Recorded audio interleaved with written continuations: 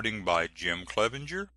Letters of Ulysses S. Grant to his father and his youngest sister, 1857 78, by Ulysses S. Grant, Section 0. Edited by his nephew, Jesse Grant Cramer, 1912. Preface. There has of late years been a tendency, as the result of the teachings of certain historical authorities, to minimize the influence of the leadership of the so-called great men, and to question the importance of their work as a factor in shaping the history of the time. Great events are referred to as brought about by such general influences as the spirit of the time, the movement of humanity, or forces of society. If we accepted the theories of the writers of this school, we should be forced to the conclusion that generations of men move across the world's stage, impelled by forces entirely outside of themselves, and that as far as the opportunity of individual action is concerned, that is, for action initiated and completed under his own will power, man might almost as well be a squirrel working in a revolving cage.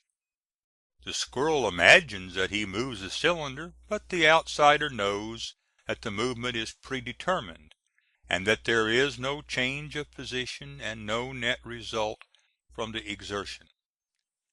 A large number of people hold, notwithstanding, to the old-time feeling expressed and doubtless exaggerated and overemphasized in such books as Carlyle's Hero Worship. They are unwilling, and in fact they find it practically impossible, to get away from the belief that the thought of the time is directed by the great thinkers, and that the action of the community is influenced and largely shaped by the power, whether this be utilized for good or for evil, of the great men of action. In any case, men will continue to be interested in the personalities of the leaders whose names are connected with the great events of history. The citizens of each nation look back with legitimate pride upon the patriotic work of those who have helped to found the State or to maintain its existence.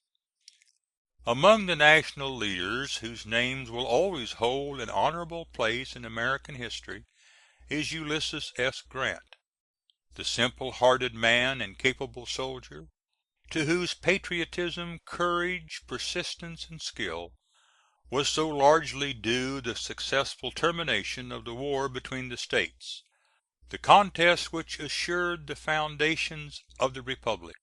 We are interested not only in learning what this man did, but in coming to know, as far as may be practicable, what manner of man he was. It is all important in a study of development of character to have placed within reach the utterances of the man himself. There is no utterance that can give as faithful a picture of a man's method of thought and principles of action as the personal letter written with no thought of later publication to those who are near to him. The publishers deemed themselves fortunate, therefore, in being able to place before the fellow citizens of General Grant, who are appreciative of the great service rendered by him to the country, and who are interested also in the personality of the man, a series of letters written to members of his family or to near friends. These letters, dating back to the time of his youth, give a clear and trustworthy impression of the nature of the man, and of the development of character and of force that made possible his all valuable leadership. The plan for the publication of these letters had received the cordial approval of General Grant's son, the late General Frederick D. Grant, and it is only because of his sudden death, which has brought sorrow upon a great circle of friends and upon the community at large, that the publishers are prevented from including with the volume a letter from the General, as the head of the Grant family, giving formal expression to his personal interest in the undertaking. This collection of letters will constitute a suitable companion volume to Grant's personal memoirs, and to the accepted biographies of the great commander, whose memory is honored by his fellow citizens, not only for the patience, persistence, and skill of the leader of armies, as evidenced in the brilliant campaigns that culminated with Vicksburg, Missionary Ridge, and Appomattox, but for the sturdy integrity of character, modest bearing, and sweetness of nature of the great citizen. George Haven Putnam, New York, April the 25th, 1912. End of Section 0. Recording by Jim Clevenger, Little Rock, Arkansas. Jim at jocclev.com.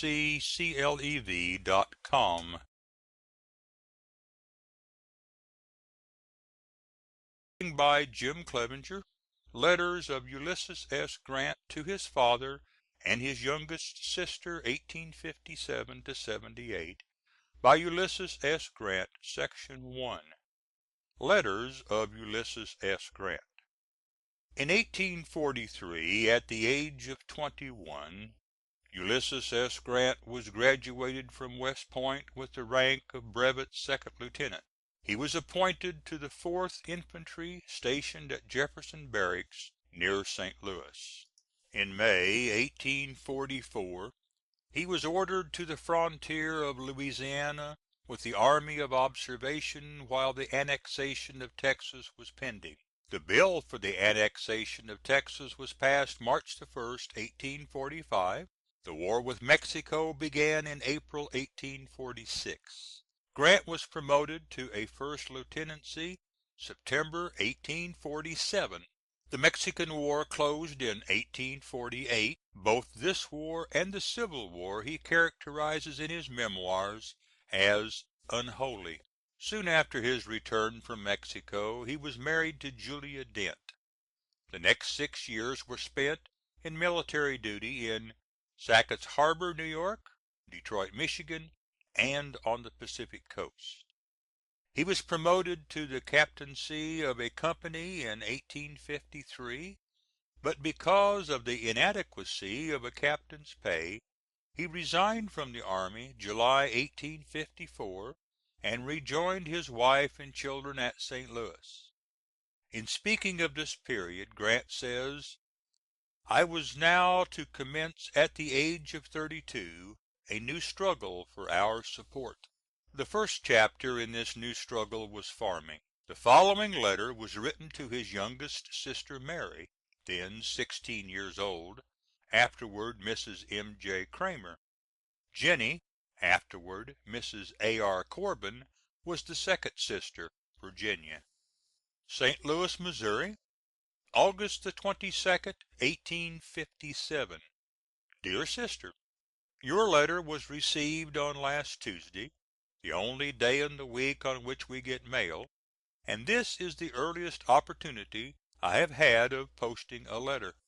I am glad to hear that Mother and Jennie intend making us a visit. I would advise them to come by the river if they prefer it. Write to me beforehand about the time you will start, and from Louisville again what boat you will be on, direct to St. Louis, not Sappington, P.O., and I will meet you at the river or Planter's House, or wherever you direct. We are all very well. Julia contemplates visiting St. Charles next Saturday to spend a few days. She has never been 10 miles from home, except to come to the city since her visit to Covington. I have nothing in particular to write about. My hard work is now over for the season, with a fair prospect of being remunerated in everything but the wheat. My wheat, which would have produced from 400 to 500 bushels with a good winter, has yielded only 75. My oats were good, and the corn, if not injured by frost this fall, will be the best I ever raised. My potato crop bids fair to yield 1,500 bushels or more. Sweet potatoes, melons, and cabbages are the only other articles I am raising for market. In fact, the oats and corn I shall not sell. I see I have written a part of this letter as if I intended to direct to one, and part as if to the other of you, but you will understand it, so it makes no difference. Write to me soon and often. Julia wears black. I had forgotten to answer that part of your letter. Your affectionate brother, Ulysses. P.S. Tell Father that I have this moment seen Mr. Ford just from Sackett's Harbor, who informs me that while there he inquired of Mr. Bagley about my business with Camp, and learns from him that the account should be acted upon immediately. Camp is now at Governor's Island, New York, and intends sailing soon for Oregon. If he is stopped he may be induced to disgorge. Tell Father to forward the account immediately. You. Whitehaven was the name of the Dent homestead near St. Louis. Grant has rented out his own farm and taken that of his father-in-law. Written to his sister Mary, Whitehaven, March 21st, 1858. DEAR SISTER: Your letter was received 1 week ago last Tuesday, and I would have answered it by the next mail, but it so happened that there was not a sheet of paper about the house, and as spring has now set in, I do not leave the farm except in cases of urgent necessity. Father's letter, enclosing Mr. Bagley's relative to the Camp business, was received 1 or 2 weeks earlier, and promptly answered.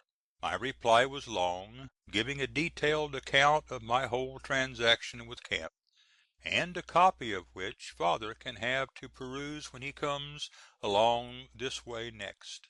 Julia and her children are all well, and talk of making you a visit next fall, but I hardly think they will go. But if any of you, except Father, should visit us this spring or early summer, Julia says that Fred may go home with you to spend a few months. She says she would be afraid to let him travel with Father alone. She has an idea that he is so absent-minded that if he were to arrive in Cincinnati at night he would be just as apt as not to walk out of the cars and be gone for an hour before he could recollect that he had a child with him. I have no such fears, however. Fred does not read yet, but he will, I think, in a few weeks. We have no school within a mile and a half, and that is too far to send him in the winter season. I shall commence sending him soon, however. In the meantime I have no doubt that he is learning faster at home. Little Ellen is growing very fast and talks now quite plainly. Jessie R. is growing very rapidly, is very healthy and, they say, is the best looking child among the four. I don't think, however, there is much difference between them in that respect. Emma Dent is talking of visiting her relatives in Ohio and Pennsylvania this summer, and if she does she will stop a time with you. Any talk of any of us visiting you must not stop you from coming to see us. The whole family here are fond of planning visits, but poor in the execution of their plans. It may take 2 seasons yet before any of these visits are made. In the meantime we are anxious to see all of you. For my part I do not know when I shall ever be able to leave home long enough for a visit. I may possibly be able to go on a flying visit next fall. I am anxious to make one more visit home before I get old. This spring has opened finely for farming, and I hope to do well.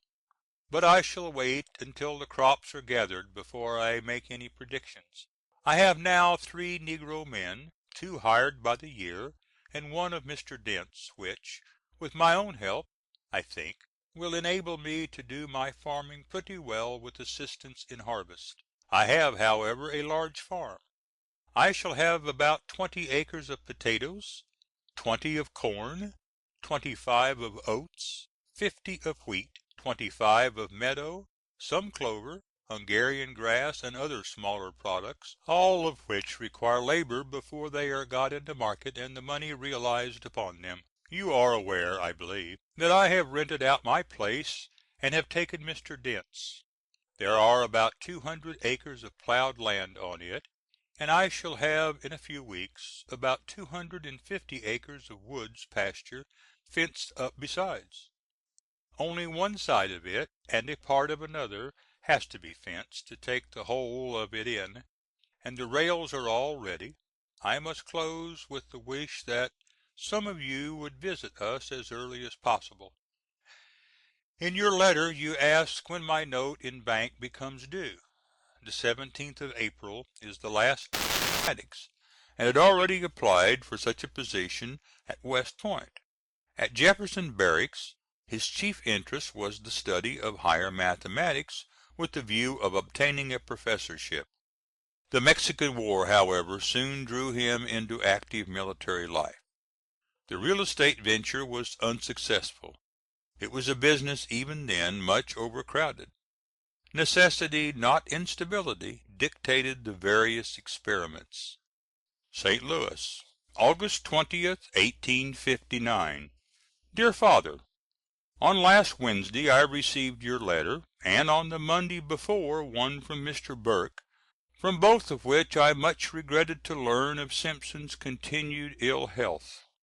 I at once wrote to Orville, whose arrival at Galena I learned from Burke's letter, to urge Simpson to come by steamer to St. Louis and spend some time with me, and if it should prove necessary for any one to accompany him, I would take him home.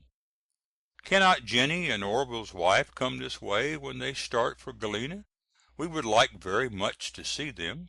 I am not over sanguine of getting the appointment mentioned in my last letter. The Board of Commissioners, who make the appointment, are divided, 3 Free Soilers to 2 opposed, and although friends who are recommending me are the very first citizens of this place and members of all parties, I fear they will make strictly party nominations for all the offices under their control. As to the professorship you speak of, that was filled some time ago, and were it not, I would stand no earthly chance. The Washington University, where the vacancy was to be filled, is one of the best endowed institutions in the United States, and all the professorships are sought after by persons whose early advantages were the same as mine, but who have been engaged in teaching for all their mature years. Quimby, who was the best mathematician in my class, and who was for several years an assistant at West Point, and for 9 years a professor in an institution in New York, was an unsuccessful applicant. The appointment was given to the most distinguished man in his department in the country, and an author. His name is Sherano. Since putting in my application for the appointment of county engineer, I have learned that the place is not likely to be filled before February next. What I shall do will depend entirely upon what I can get to do. Our present business is entirely overdone in this city, at least a dozen new houses having started about the same time I commenced. I do not want to fly from one thing to another, nor would I. But I am compelled to make a living from the start, for which I am willing to give all my time and all my energy. Julia and the children are well and send love to you. On your way to Galena can you not come by here? Write to me soon. Ulysses. In regard to voting for Buchanan for President, Grant says in his memoirs that he believed that the election of a Republican President in 1856 would mean the secession of all the slave States and inevitable rebellion. Accordingly he preferred the success of a candidate whose election would prevent or postpone secession, to seeing the country plunged into a war the end of which no man could foretell. With a Democrat elected by the unanimous vote of the slave States, there would be no pretext for secession for 4 years. I very much hope that the passions of the people would subside in that time, and the catastrophe be averted altogether. If it were not, I believe the country would be better prepared to receive the shock and to resist it. I therefore voted for James Buchanan for President. St. Louis, September 23d, 1859. DEAR FATHER: I have waited for some time to write you the result of the action of the County Commissioners upon the appointment of a county engineer. The question has at length been settled, and, I am sorry to say, adversely to me. The 2 Democratic commissioners voted for me, and the Free Soilers against me. What I shall now go at I have not determined, but I hope something before a great while. Next month I get possession of my own house, when my expenses will be reduced so much that a very moderate salary will support me. If I could get the $3,000 note cashed, which I got as the difference in the exchange of property, I could put up with the proceeds 2 houses that would pay me at least $40 per month rent. The note has 5 years to run, with interest notes given separately and payable annually. We are looking for some of you here next week to go to the fair. I wrote to Simpson to come down and see me, but as I have had no answer from him nor from Orville to a letter written some time before, I do not know whether he will come or not. I should like very much to have some of you come and see us this fall. Julia and the children are all very well. Fred and Buck go to school every day. They never think of asking to stay at home.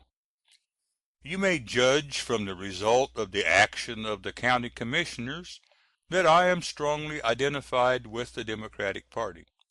Such is not the case. I never voted an out and out Democratic ticket in my life. I voted for Buchanan for President to defeat Fremont, but not because he was my first choice. In all other elections I have universally selected the candidates that, in my estimation, were the best fitted for the different offices, and it never happens that such men are all arrayed on one side.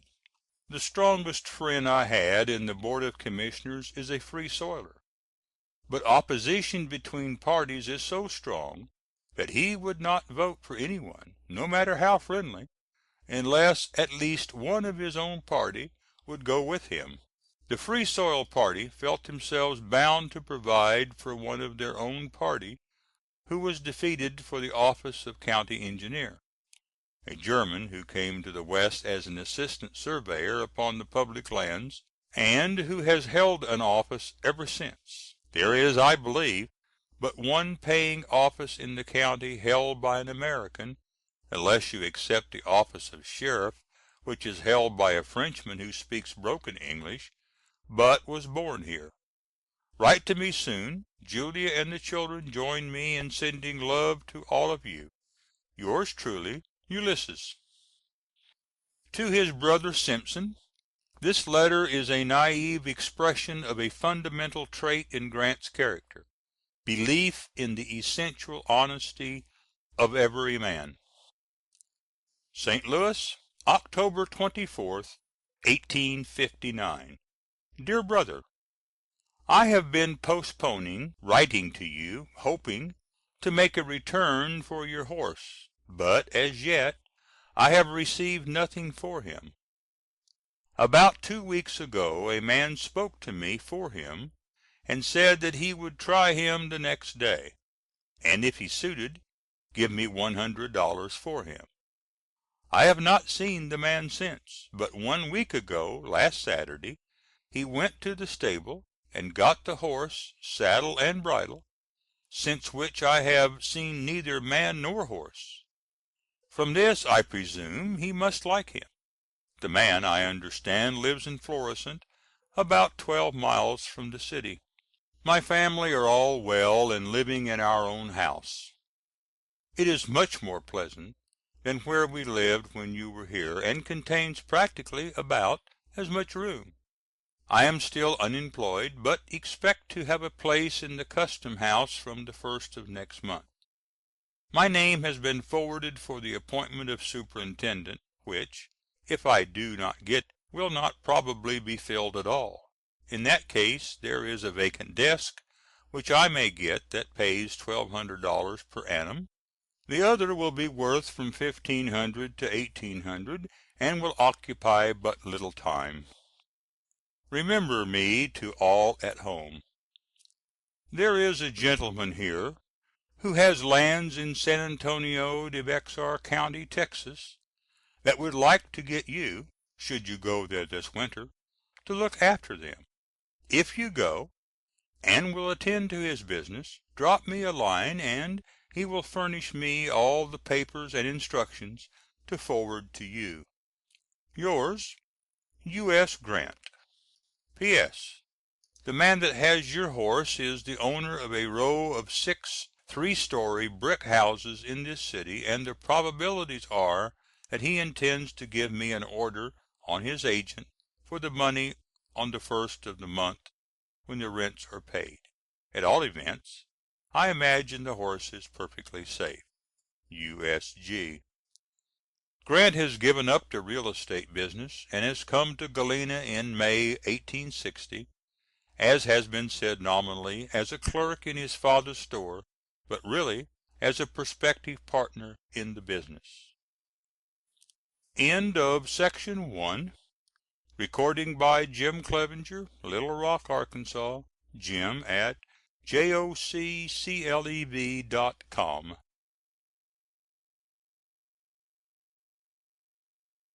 Of Ulysses S. Grant to his father and his youngest sister, 1857 through 78, by Ulysses S. Grant. Section 2.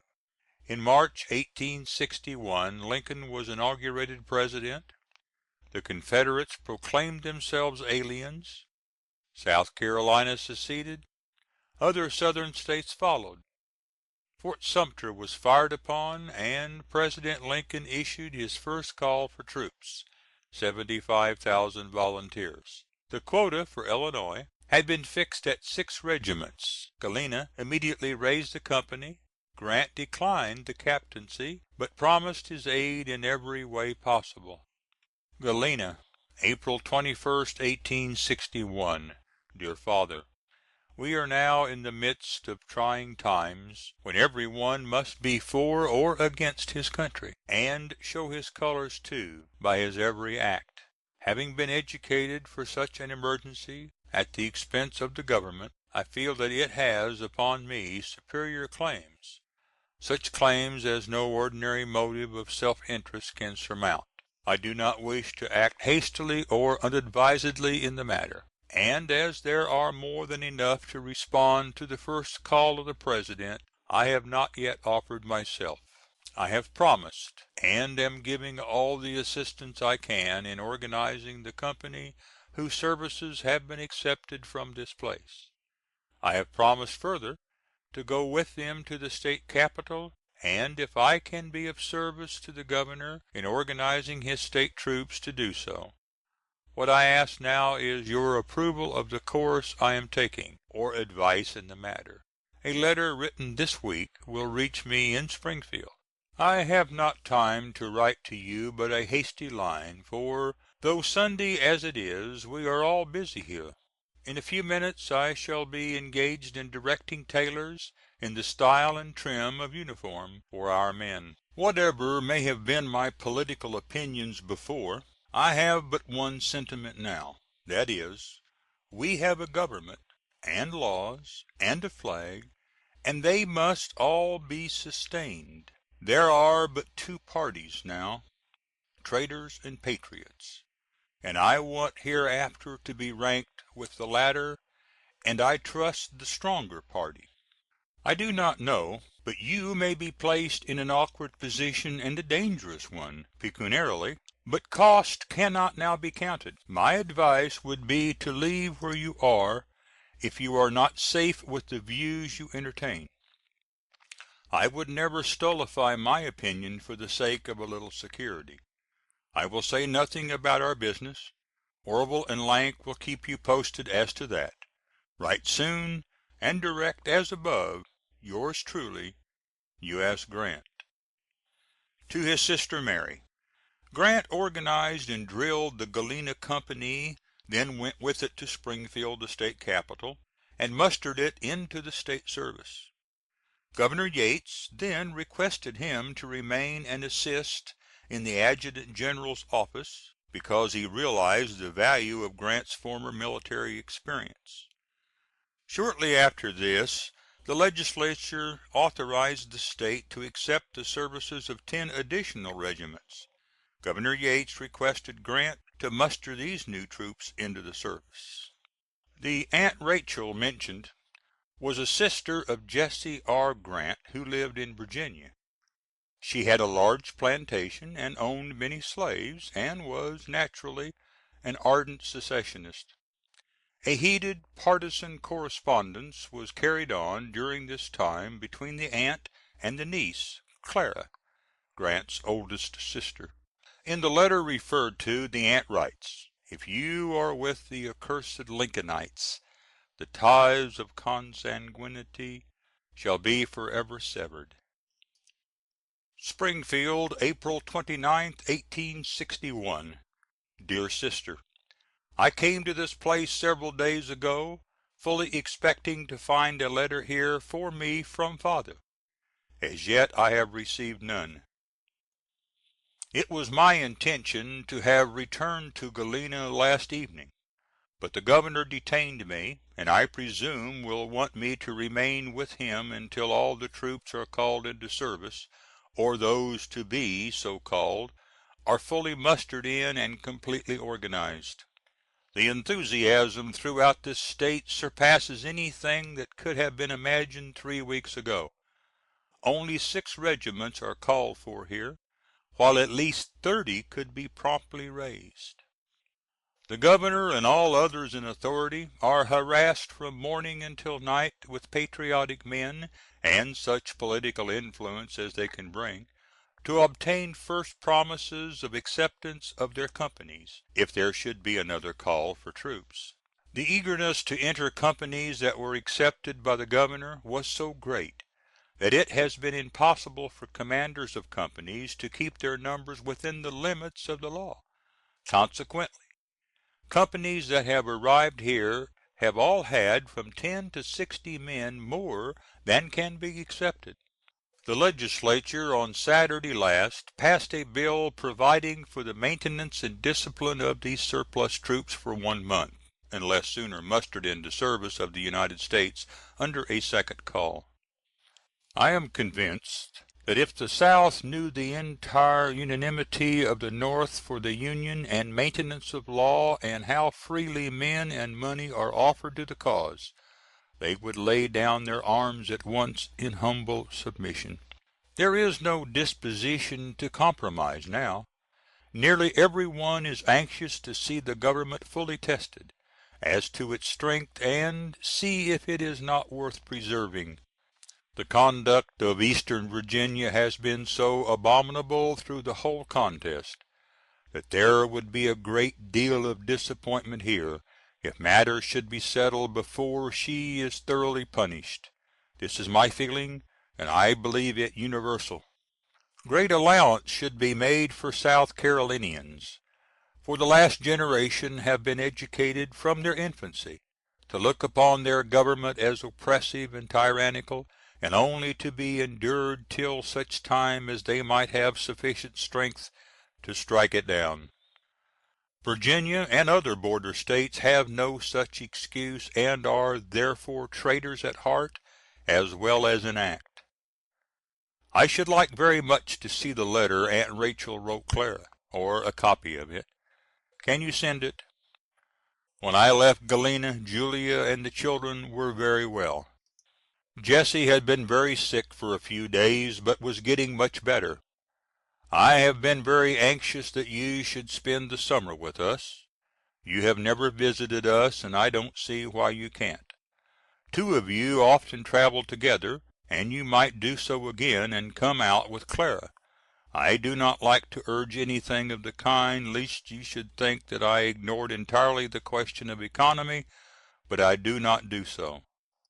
The fact is, I have had my doubts whether or not it would not be more prudent for all of you to lock up and leave, until the present excitement subsides. If Father were younger and Simpson strong and healthy, I would not advise such a course. On the contrary, I would like to see every Union man in the border slave States remain firm at his post. Every such man is equal to an armed volunteer at this time in defense of his country. There is very little that I can tell you that you do not get from the papers. Remember me to all at home, and write to me at once to this place. Brother Ulysses. Grant is now assisting in the Adjutant General's office as requested by Governor Yates. In connection with the call for troops and the enthusiastic response, he says elsewhere, there was not a State in the North of 1,000,000 inhabitants that would not have furnished the entire number faster than arms would have been supplied to them if it had been necessary. General Headquarters, State of Illinois, Adjutant General's Office, Springfield, May 2nd, 1861. DEAR FATHER: Your letter of the 24th instant was received the same evening one I had written to Mary was mailed. I would have answered earlier but for the fact I had just written. I am not a volunteer, and indeed could not be, now that I did not go into the first company raised in Galena. The call of the President was so promptly responded to that only those companies that organized at once and telegraphed their application to come in were received. All other applications were filed, and there are enough of them to furnish Illinois quota if the army should be raised to 300,000 men. I am serving on the Governor's staff at present, at his request, but suppose I shall not be here long.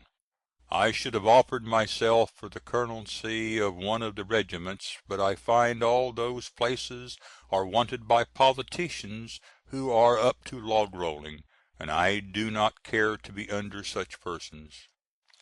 The war feeling is not abating here much, although hostilities appear more remote than they did a few days ago. 3 of the 6 regiments mustered in from this State are now at Cairo, and probably will be reinforced with 2 others within a few days.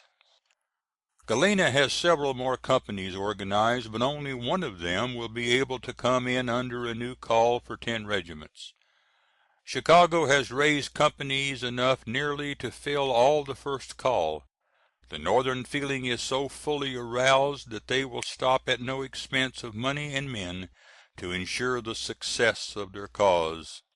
I presume the feeling is just as strong on the other side, but they are infinitely in the minority in resources. I have not heard from Galena since coming down here, but presume all is moving along smoothly. My advice is not to urge collections from such men as we knew to be good, and to make no efforts to sell in the present distracted state of our currency. The money will not buy Eastern exchange, and is liable to become worse. I think that 30 days from this we shall have specie, and the bills of good foreign banks to do business on, and then will be the time to collect. If Mary writes to me any time next week, she may direct here to Ulysses. E.B. Washburn was member of Congress representing Galena. Pillow was a Confederate general. He had served in the Mexican War, where Grant had learned to know him. Grant expresses in this letter the opinion that the war will be of short duration. Many believed with him that the war would be over in 30 days. He continued to think this until the battle of Shiloh. He believed that there would have been no more battles in the West after the capture of Fort Donelson, if all the troops in that region had been under a single commander, who would have followed up that victory. Camp Yates, near Springfield, May 6, 1861. DEAR FATHER: Your second letter, dated the 1st of May, has just come to hand. I commenced writing you a letter 3 or 4 days ago, but was interrupted so often that I did not finish it. I wrote one to Mary, which no doubt was duly received, but do not remember whether it answers your questions or not. At the time our first Galena company was raised, I did not feel at liberty to engage in hot haste, but took an active interest in drilling them and imparting all the instructions I could, and at the request of the members of the company and of Mr. Washburn I came here for the purpose of assisting for a short time in camp, and of offering, if necessary, my services for the war. The next 2 days after my arrival it was rainy and muddy, so that the troops could not drill, and I concluded to go home. Governor Yates heard it and requested me to remain. Since that I have been acting in that capacity, and for the last few days have been in command of this camp. The last of the 6 regiments called for from this State will probably leave by to morrow or the day following, and then I shall be relieved from this command. The legislature of this State provided for the raising of 11 additional regiments and a battalion of artillery. A portion of these the governor will appoint me to muster into the service of the State, when, I presume, my services may end. I might have obtained the colonelcy of a regiment possibly, but I was perfectly sickened at the political wire pulling for all these commissions, and would not engage in it. I shall be in no ways backward in offering my services when and where they are required, but I feel that I have done more now than I could do serving as a captain under a green colonel, and if this thing continues they will want more men at a later date. There have been fully 30,000 more volunteers who have offered their services than can be accepted under the present call, without including the call made by the State. But I can go back to Galena and drill the 3 or 4 companies there, and render them efficient for any future call. My own opinion is that this war will be but of short duration. The Administration has acted most prudently and sagaciously so far in not bringing on a conflict before it had its forces fully marshaled. When they do strike, our thoroughly loyal States will be fully protected, and a few decisive victories in some of the Southern ports will send the secession army howling, and the leaders in rebellion will flee the country. All the States will then be loyal for a generation to come. Negroes will depreciate so rapidly in value that nobody will want to own them, and their masters will be the loudest in their declamation against the institution from a political and economic point of view. The negro will never disturb this country again. The worst that is to be apprehended from him is now.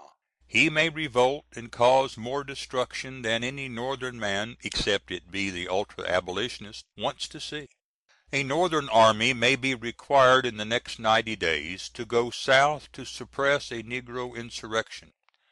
As much as the South have vilified the North, that army would go on such a mission, and with the purest motives. I have just received a letter from Julia. All are well. Julia takes a very sensible view of our present difficulties. She would be sorry to have me go, but thinks the circumstances may warrant it, and will not throw a single obstacle in the way. There is no doubt but the valiant Pillow has been planning an attack on Cairo, but as he will learn that that point is well garrisoned, and that they have their ditch on the outside filled with water, he will probably desist. As, however, he would find it necessary to receive a wound on the first discharge of firearms, he would not be a formidable enemy. I do not say he would shoot himself. Ah, no. I am not so uncharitable as many who served under him in Mexico. I think, however, he might report himself wounded on the receipt of a very slight scratch, received hastily in any way, and might irritate the sore until he convinced himself that he had been wounded by the enemy. Tell Simpson that I hope he will be able to visit us this summer. I should like very much to have him stay with us, and I want him to make my house his home. Remember me to all. Ulysses. Grant has just finished mustering into State service the 10 additional regiments authorized by the Legislature. He then returned to Galena, whence he wrote to Washington, May 24th, 1861, to the Adjutant General, tendering his services until the close of the war in such capacity as may be offered. He adds, I would say, in view of my present age and length of service, I feel myself competent to command a regiment, if the President in his judgment should see fit to intrust one to me." He never received an answer to this letter. Long after, it was found not properly filed. Grant's own comment is that it was probably barely read by the adjutant general, and certainly could not have been submitted to higher authority. The day he wrote this letter he returned to Springfield to find that Governor Yates had already appointed him colonel of one of the regiments that he himself had recently mustered into the State service, the 22d Illinois Infantry. Galena, May 30th, 1861. DEAR FATHER: I have now been home nearly a week, but returned to Springfield to day. I have tendered my services to the Government, and go to day to make myself useful, if possible, from this until all our national difficulties are ended. During the 6 days I have been at home, I have felt all the time as if a duty were being neglected that was paramount to any other duty I ever owed.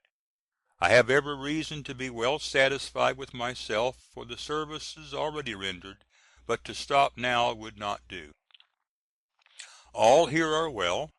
Orville or Lank will write to you in a day or two and tell you how business matters stand. Write to me at Springfield. Yours truly, U.S. Grant. End of Section 2. Recording by Jim Clevenger, Little Rock, Arkansas. Jim at jokclev.com.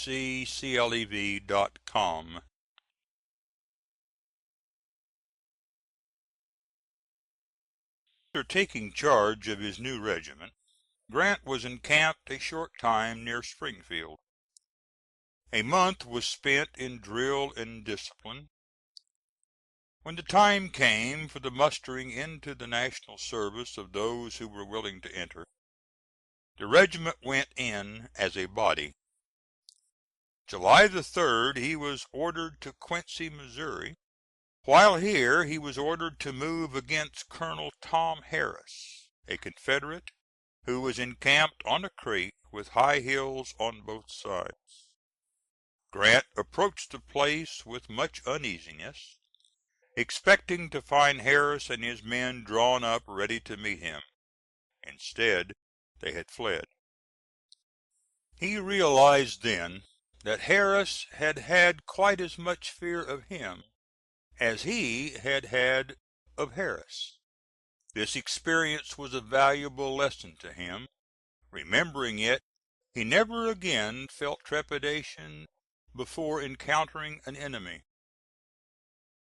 East Quincy, Missouri, July 13th, 1861.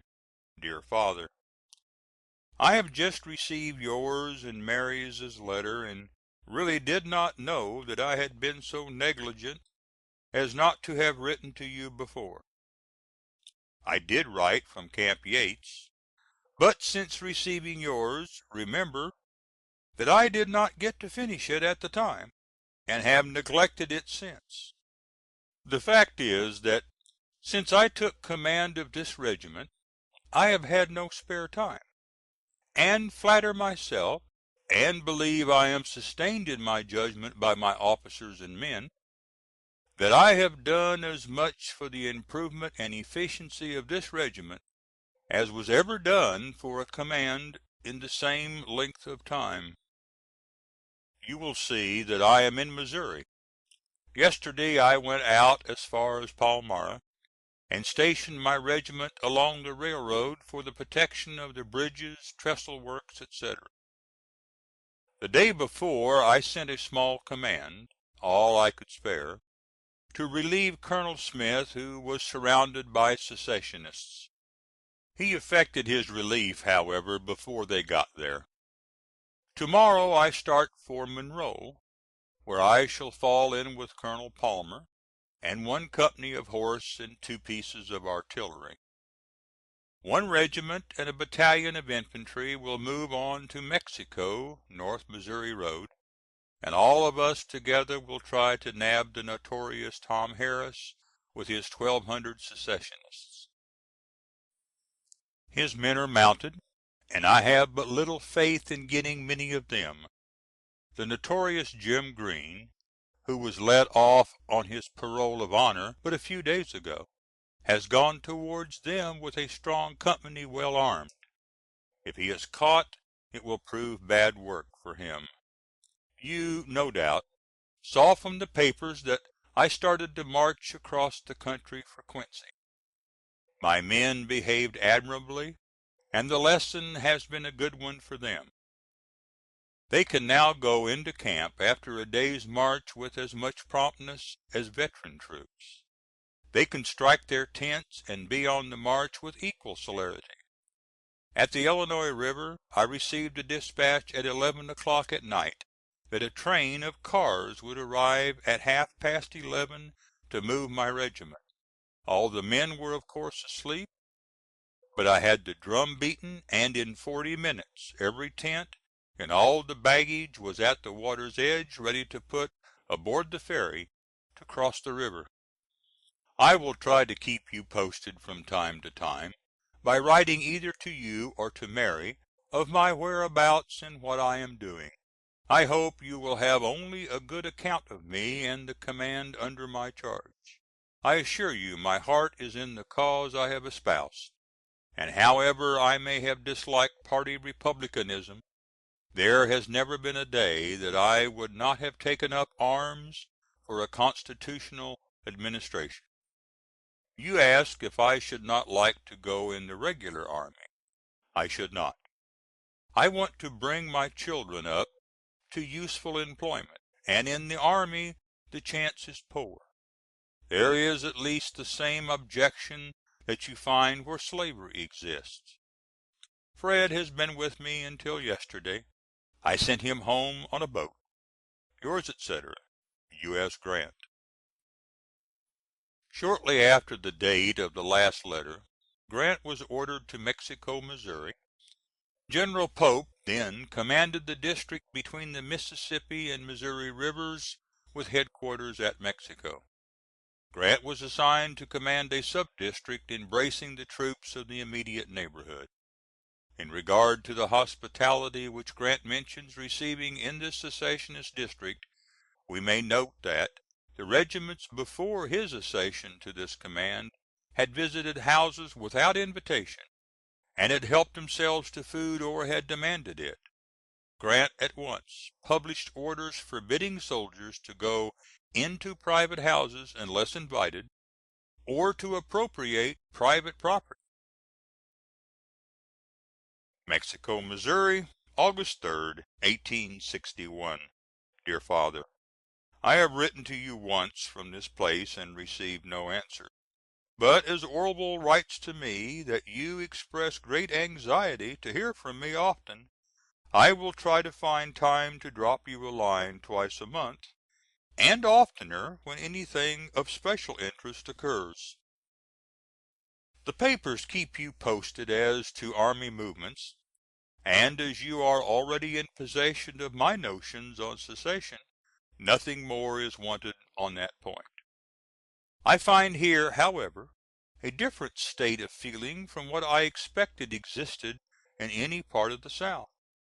The majority in this part of the State are secessionists, as we would term them, but deplore the present state of affairs.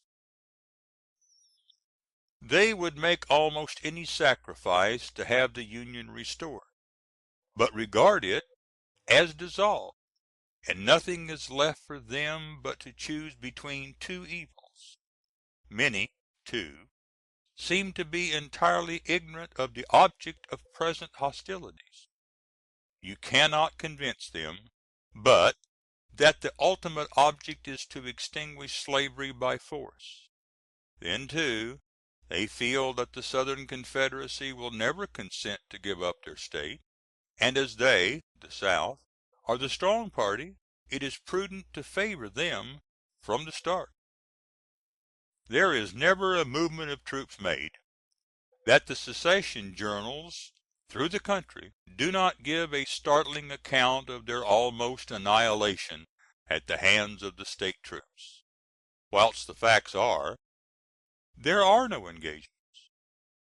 My regiment has been reported cut to pieces once that I know of, and I don't know but oftener, whilst a gun has not been fired at us. These reports go uncontradicted here, and give confirmation to the conviction already entertained that one Southern is equal to 5 Northerners. We believe they are deluded, and know that if they are not, we are.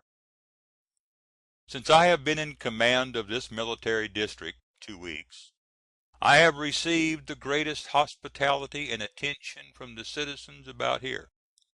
I have had every opportunity of conversing with them freely and learning their sentiments, and although I have confined myself strictly to the truth as to what has been the result of the different engagements, the relative strength, and the objects of the administration, and the North generally, yet I think they don't believe a word.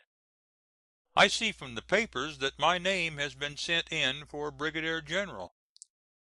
This is certainly very complimentary to me, particularly as I have never asked a friend to intercede in my behalf. My only acquaintance with men of influence in the State was whilst on duty at Springfield, and I then saw so much pulling and hauling for favors that I determined never to ask for anything, and never have, not even a colonelcy. I wrote a letter to Washington tendering my services, but then declined Governor Yates's and Mr. Trumbull's endorsement. My services with the regiment with which I now am have been highly satisfactory to me. I took it in a very disorganized, demoralized, and insubordinate condition, and have worked it up to a reputation equal to the best, and, I believe, with the good will of all the officers and all the men. Hearing that I was likely to be promoted, the officers with great unanimity have requested to be attached to my command. This I don't want you to read to others, for I very much dislike speaking of myself. We are now breaking up camp here gradually. In a few days the last of us will be on our way for the Missouri River, at what point cannot be definitely determined, wood and water being a consideration, as well as a healthy, fine site for a large encampment. A letter addressed to me at Galena will probably find me there. If I get my promotion, I shall expect to go there for a few days. Remember me to all at home, and write to me. Yours truly, U.S. Grant. President Lincoln asked the Illinois delegation in Congress to recommend some citizens of the State for the position of brigadier general. They unanimously recommended Grant first on the list of 7. Since the date of the last letter he has been promoted to the rank of brigadier general. He was then ordered to Ironton, Missouri, 70 miles south of St. Louis. To his sister Mary, Ironton, Missouri, August 12, 1861. DEAR SISTER: Your letter, directed to me at Mexico, Missouri, came to hand yesterday at this place. A glance at the map will show you where I am. When I came here it was reported that this place was to be attacked by 8,000 secessionists under General Hardee within a day or two. Now Hardee's force seems to have reduced, and his distance from here to have increased. Scouting parties, however, are constantly seen within a few miles of our pickets. I have here about 3,000 volunteers, nearly all infantry, but our position being strong, and our cause a good one, it would trouble a much larger force of the enemy to dislodge us. You ask my views about the continuance of the war, and so forth. Well, I have changed my mind so much that I don't know what to think. That the rebels will be so badly whipped by April next that they cannot make a stand anywhere, I don't doubt. But they are so dogged that there is no telling when they may be subdued. Send Union troops among them, and respect all their rights, pay for everything you get, and they become desperate and reckless because their State sovereignty is invaded. Troops of the opposite side march through and take everything they want, leaving no pay but scrip, and they become desperate secession partisans because they have nothing more to lose. Every change makes them more desperate. I should like to be sent to Western Virginia, but my lot seems to be cast in this part of the world. I wanted to remain in St. Louis a day or two to get some books to read that might help me in my profession, and have my uniform made. Mine has been a busy life from the beginning, and my new made friends in Illinois seems to give me great credit. I hope to deserve it, and shall spare no pains on my part to do so. It is precious little time I shall have for writing letters, but I have subscribed for the Daily St. Louis Democrat to be sent to you, through which you may occasionally hear from me. Write to me often, even though your letters are not answered. As I told Father in my last, I will try to have you hear from me twice a month if I have to write you after midnight. I told Julia she might go to Covington and board whilst I am away, but I don't know but that she had better stay where she is. The people of Galena have always shown the greatest friendship for me, and I would prefer keeping my home there. I would like very much, though, if you would go and stay with Julia. If I get a uniform and get where I can have my daguerreotype taken, your wish in that respect shall be gratified. Your brother, Ulysses. From Ironton, Grant was next ordered to Jefferson City, Missouri, to take command there. There were much confusion and lack of discipline here. There was no system existing as to recruiting, and the city was filled with fugitives. These, driven by guerrilla bands to take refuge with the National troops, were in a deplorable condition. In a week or two order was restored. He was then recalled to St. Louis to receive important instructions. Jefferson City, Missouri, August 27th, 1861. DEAR FATHER: Your letter requesting me to appoint Mr. Foley on my staff was only received last Friday night, of course too late to give Mr. Foley the appointment, even if I could do so. I remember to have been introduced to Mr. Foley, Sr., several years ago, and if the son is anything like the impression I then formed of the father, the appointment would be one that I could well congratulate myself upon. I have filled all the places on my staff, and, I flatter myself, with deserving men. Mr. J. A. Rawlings of Galena is to be my adjutant general, Mr. Lagow of the regiment I was formerly colonel of, and Mr. Hillier of St. Louis, aides. They are all able men, from 5 to 10 years younger than myself, without military experience, but very capable of learning.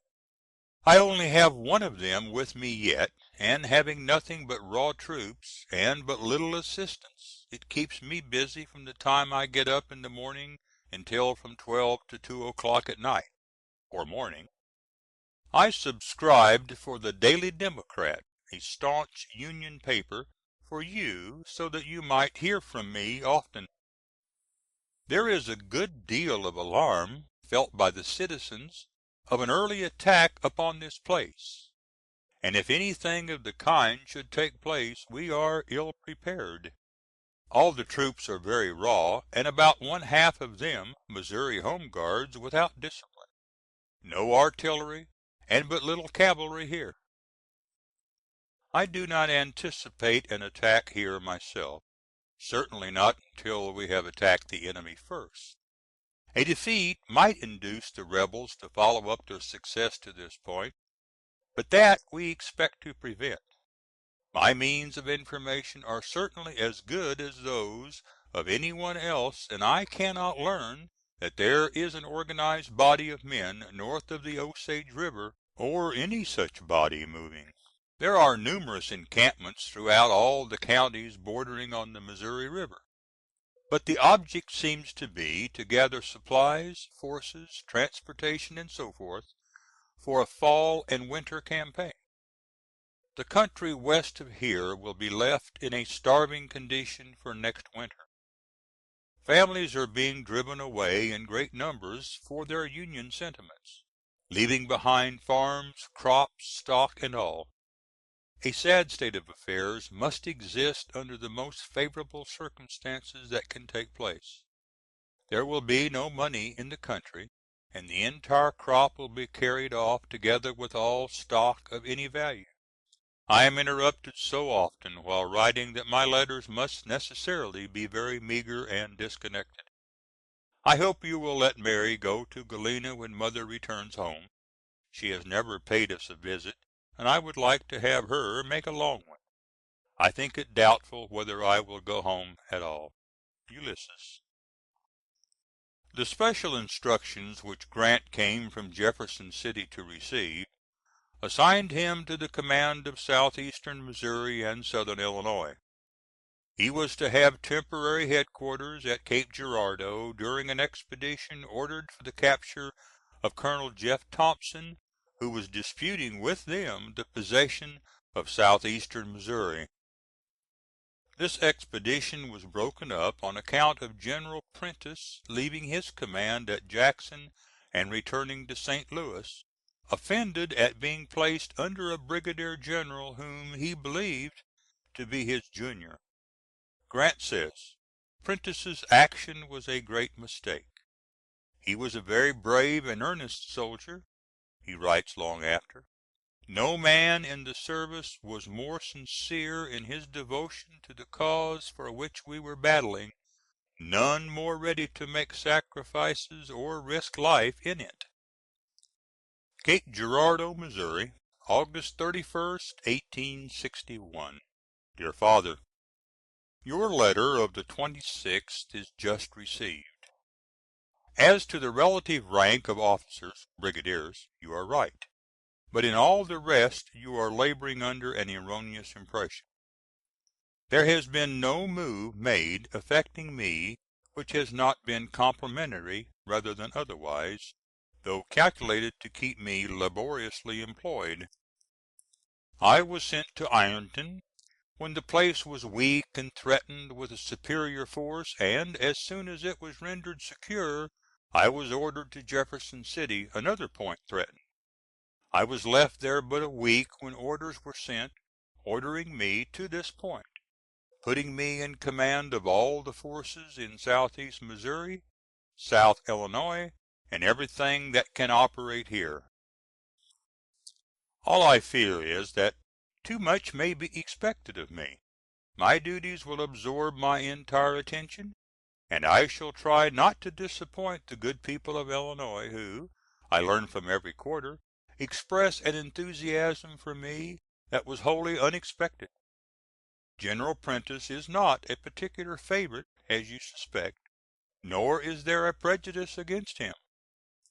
I think all the brigadiers are satisfied with the rank assigned them by the President. The brigadiers are not all up north as you suspect. I know of but one, Hurlbut, who is there. General McClernand is at Cairo, Prentiss at Ironton, and I presume Curtis will be with the command under me. General Hunter is at Chicago, but I look upon that as temporary. I have not heard of any command being assigned him as yet, and do not know that he has sufficiently recovered from wounds received in the late engagements in Virginia to take the field. Hunter will prove himself a fine officer. The letters spoken of by you have not all been received. One sent to Galena I got in answer. My promise to write to you every 2 weeks has been complied with, and however busy I may be I shall continue to write if it is but a line. I am now probably done shifting commands so often, this being the 4th in as many weeks. Your suspicions as to my being neglected are entirely unfounded, for I know it was the intention to give me a brigade, if I had not been promoted. Application would have been made to have me assigned arbitrarily as senior colonel from Illinois for the purpose. I want to hear from you or Mary often. I sent you the Daily Democrat thinking that it would keep you better posted in this section than I could, and it is a cheap correspondent. I wrote to you that I should like to have Mary go out to Galena and stay some time. I do not want Julia to leave Galena, being anxious to retain my residence after the many kindnesses received from the people there. I only arrived at this place last night, and cannot tell you much about things here. The people, however, are generally reported to be secessionists. Ulysses. September 4th. Grant had removed headquarters from Cape Girardeau to Cairo, Illinois. Hearing that the Confederates were about to seize Paducah, Kentucky, he went there immediately, arriving there a few hours before the enemy, who returned to Columbus. Before leaving, Grant addressed a short proclamation to the citizens promising them protection. Troops were left to guard the city. To his sister Mary, Cairo, September 11th, 1861. DEAR SISTER: Your letter with a short one from Father was received yesterday, and having a little time I answer it. The troops under me and the rebel forces are getting so close together, however, that I have to watch all points. Since taking command I have taken possession of the Kentucky bank opposite here, fortified it and placed 4 large pieces in position. Have occupied Norfolk, Missouri, and taken possession of Paducah. My troops are so close to the enemy as to occasionally exchange shots with the pickets.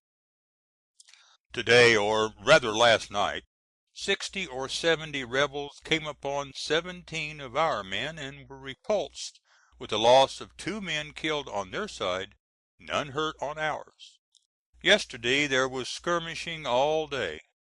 We had but 2 wounded, however, whilst the loss must have been considerable on the other.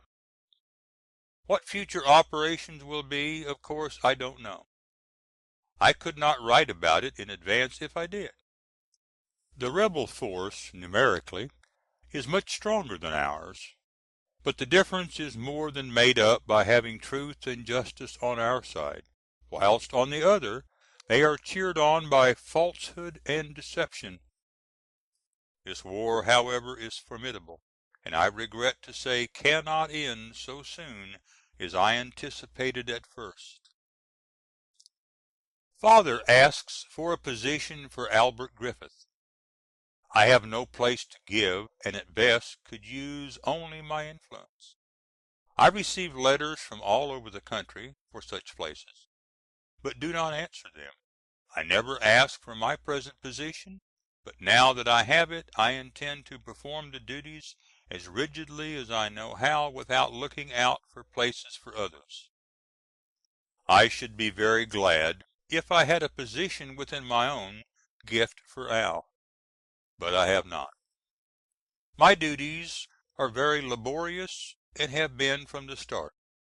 It is a rare thing that I get to bed before 2 or 3 o'clock in the morning, and am usually wakened in the morning before getting awake in a natural way. Now, however, my staff are getting a little in the way of this kind of business, and can help me. I have been stopped so often already in writing this that I have forgotten what I was going to write about. Are you talking of paying Julia a visit? I wrote to you and Father about it several times, but have failed to elicit an answer on that point.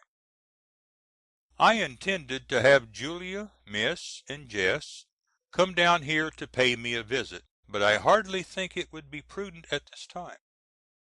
Hearing artillery within a few miles, it might embarrass my movements to have them about. I am afraid they would make poor soldiers. Write to me again soon. Good night. Ulysses. End of section 3. Recording by Jim Clevenger, Little Rock, Arkansas. Jim at joclev.com.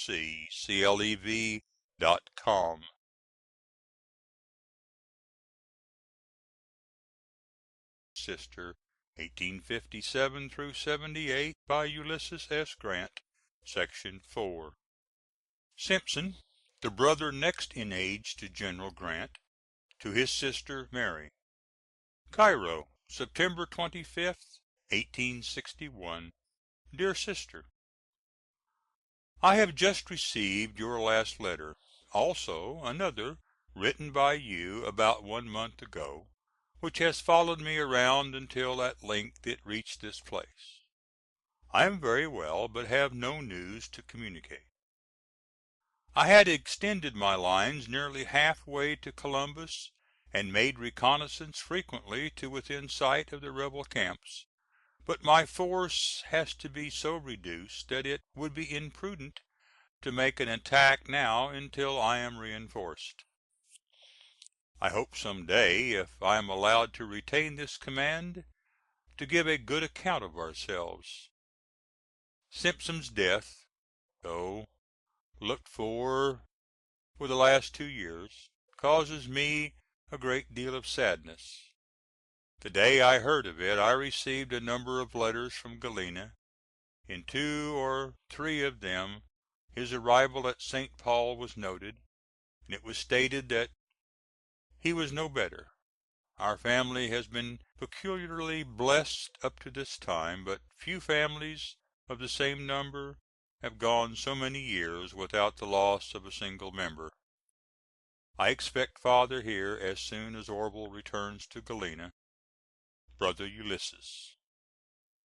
Grant felt sure that Columbus could easily have been taken soon after the occupation of Paducah, and had asked more than once to be allowed to move against it.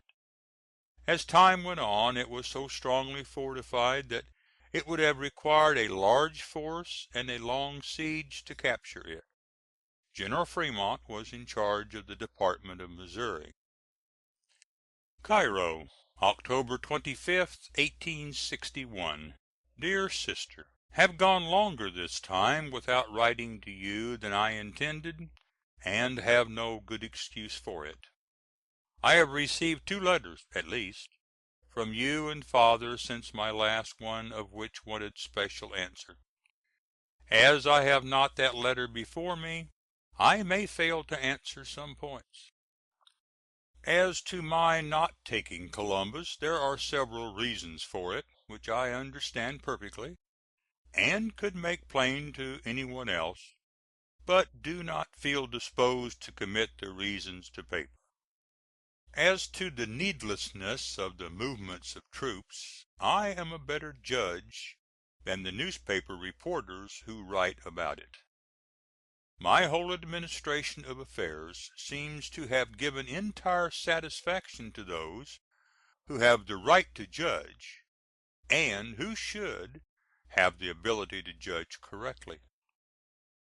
I find by a little absence for the few last days under orders that my whole course has received marked approbation from citizens and soldiers, so much so that many who are comparative strangers to me are already claiming for me promotion. This is highly gratifying, but I do not think any promotion should be made for the present. Let service tell who are the deserving ones, and give them the promotion.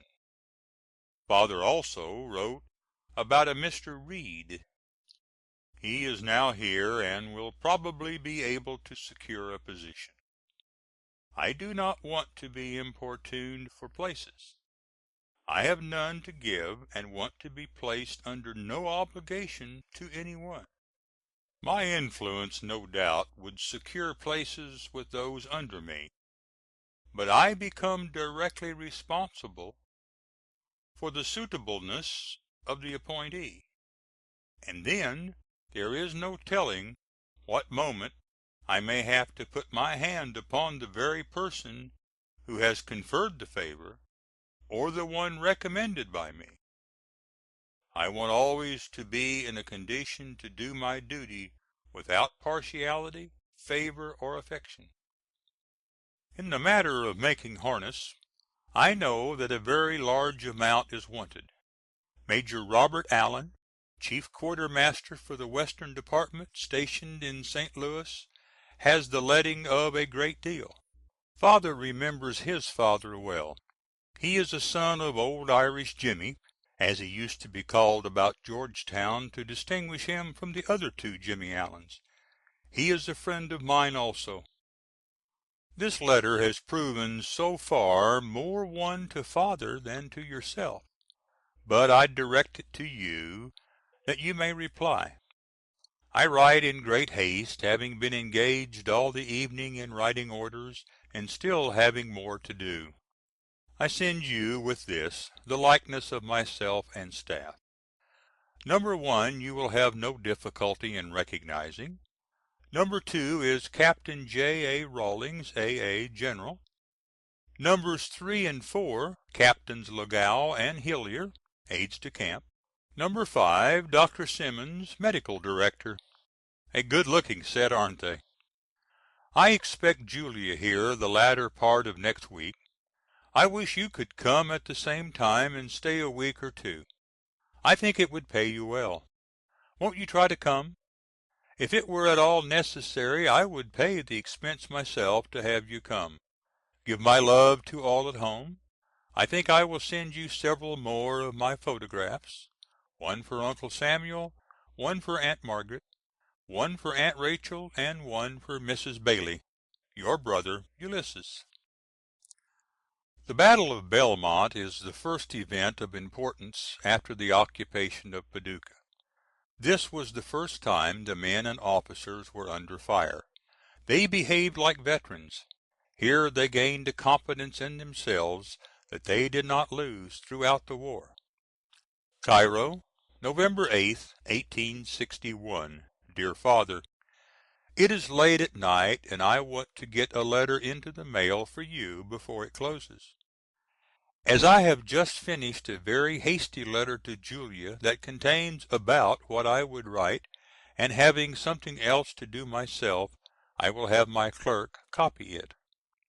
Day before yesterday I left here with about 3,000 men in 5 steamers, convoyed by 2 gunboats, and proceeded down the river to within 12 miles of Columbus. The next morning the boats were dropped down just out of range of the enemy's batteries, and the troops debarked. During this operation our gunboats exercised the rebels by throwing shells into their camps and batteries. When all ready we proceeded about 1 mile towards Belmont, opposite Columbus.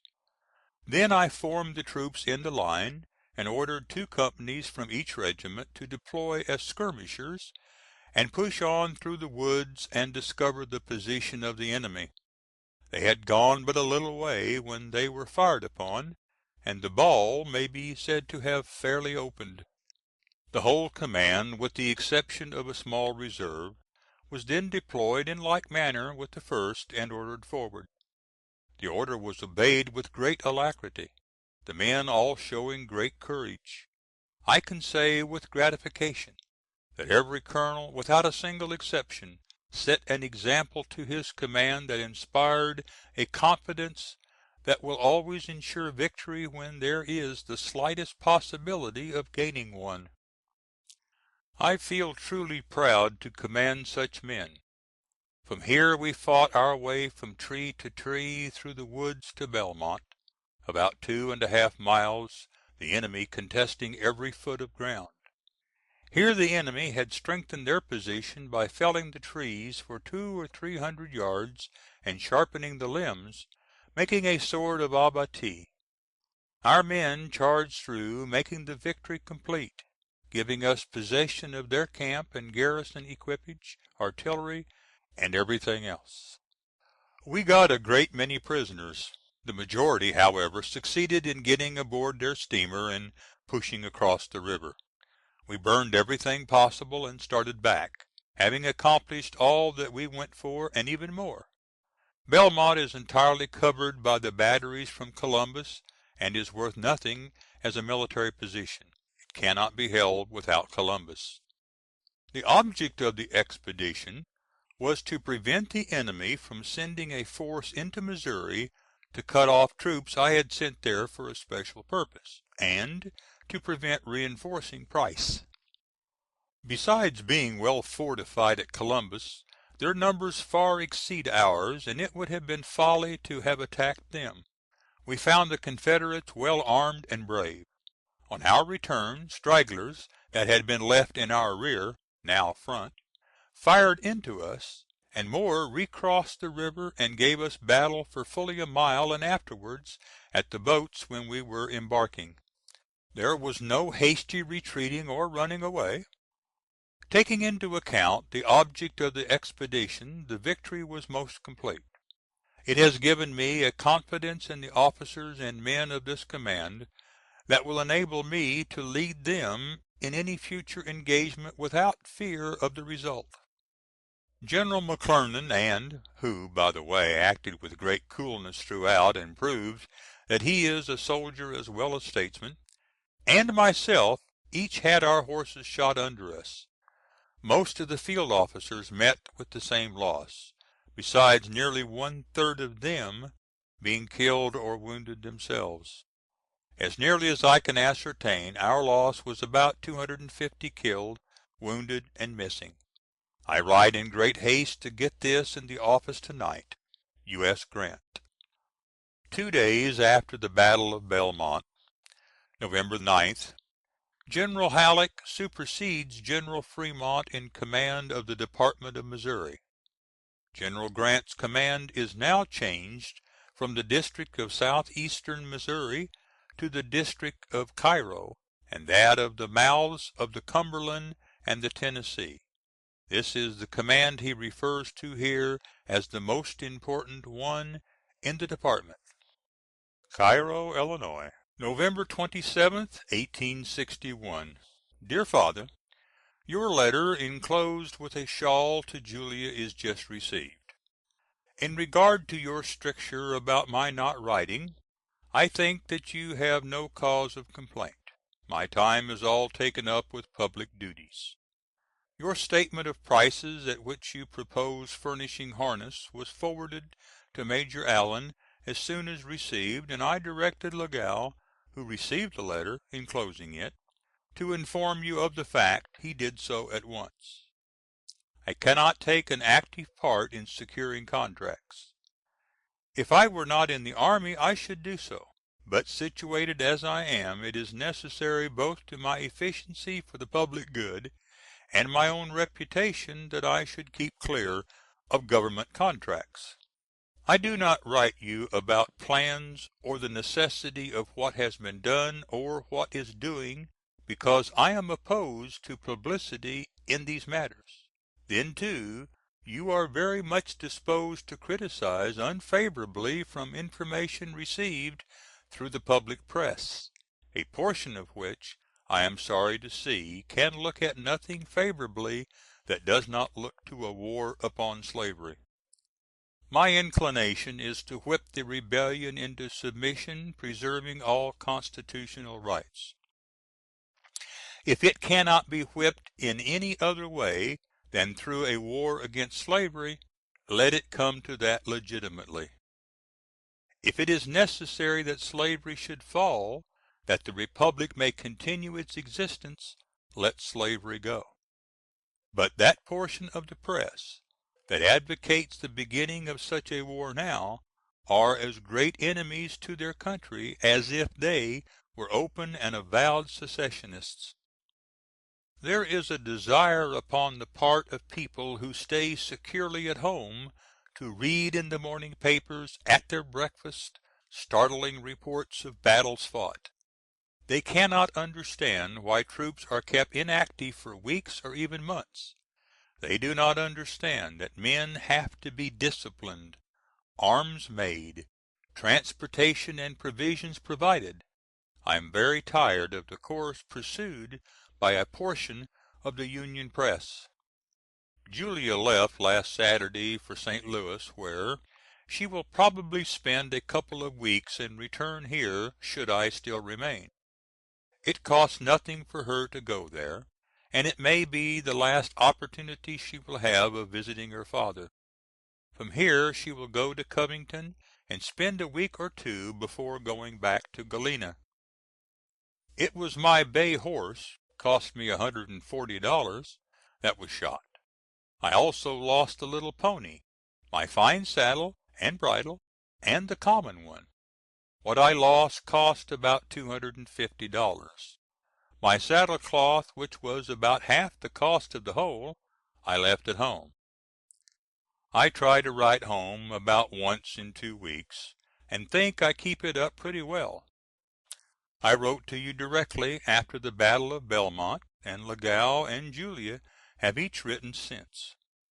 Give my love to all at home. I am very glad to get letters from home, and will write as often as I can.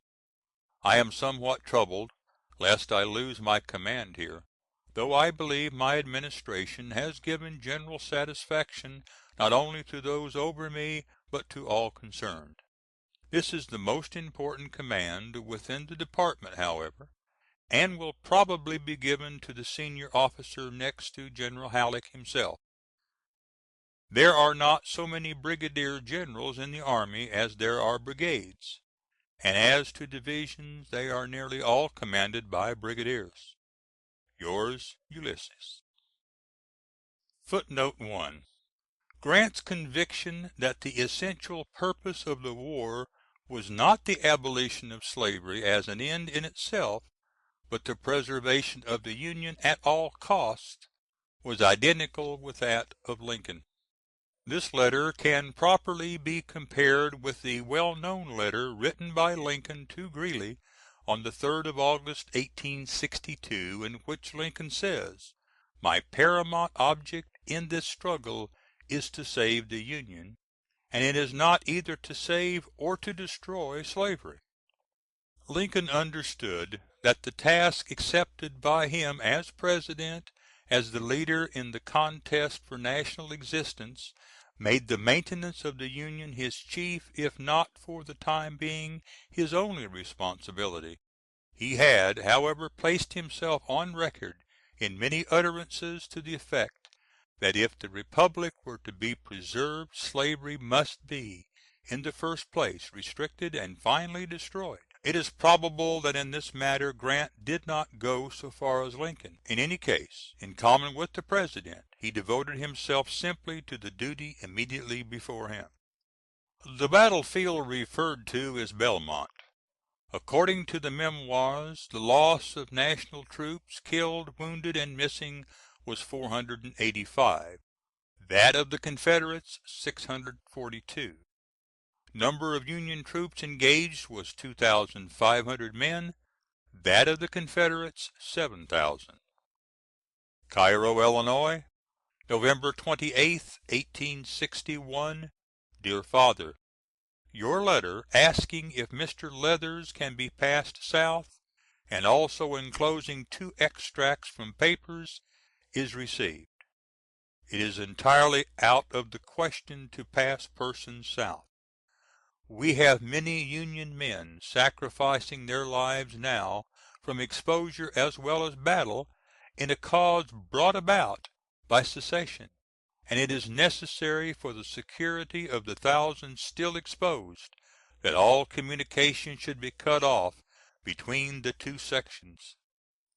As to that article in the Hawkeye, it gives me no uneasiness whatever. The Iowa regiment did its duty fully, and my report gives it full credit. All who were on the battlefield know where General McClernand and myself were, and there is no need of resort to the public press for our vindication. The other extract gives our loss in killed and wounded almost exactly correct. Our missing, however, is only 3 or 4 over 100.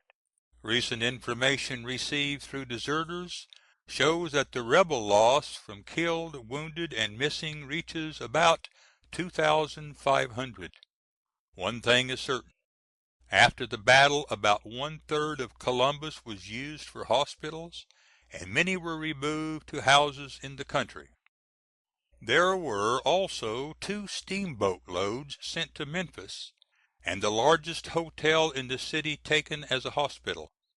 The city was put in mourning, and all business suspended for a day, and the citizens thrown into the greatest consternation lest they would be attacked. I wrote to you 2 days ago, therefore it is not necessary to write a long letter. I believe I told you that Julia had gone to St. Louis. She will pay you a short visit before returning to Galena. Ulysses. General D.C. Buell commanded the Department of the Ohio with headquarters at Louisville. To his sister Mary, Cairo, December 18th, 1861. DEAR SISTER: I have been wanting to write you for some time, and am not so indifferent as you would make out. I wish you could be here for a day or two to see what I have to go through from breakfast until 12 at night, 7 days in the week. I have now just got through with my mail for to night, and as it is not yet 12 and the mail does not close until that time, I will devote the remainder of the time in penning you a few lines. I have no war news to communicate, however. Julia and the children have returned from St. Louis. They will not make you the promised visit whilst I remain here. Captain Foley arrived to day, and I showed him all the attention I could, but I regret to say it was not much. He will excuse it, however. I am sorry you did not come with him. I believe I should have allowed the children to go back with you. I have learned through private sources that an attack has been made upon Fort Jackson, Louisiana, and that the place has been taken. That is to say, such is the report in Columbus, but I do not know whether to credit the report. Something has taken place to call off many of their troops. They still have a much larger force than I have. Whilst I am writing, several Galena gentlemen are in talking. They will remain until the office closes, so you must excuse a disconnected letter. I do not now see that the probability are so strong that I will likely be removed. A full disposition seems to have been made of all my seniors. Father seems to be very much inclined to criticize all our generals. It may have been a little inexcusable in General Buell not to allow troops to stop for a few hours when near their homes, but he should recollect that General Buell was not on the spot to see the circumstances fully, and he does not know what necessity may have existed to have got the troops through by a certain time. At your request I send a small batch from my cranium. I doubt whether it is big enough for the purpose you want it. If you will come out here you might spend a few weeks pleasantly, and I hope you will not lose such an opportunity as has just occurred. I will close this. My love to all at home. Ulysses. End of Section 4. Recording by Jim Clevenger, Little Rock, Arkansas. Jim at joclev.com.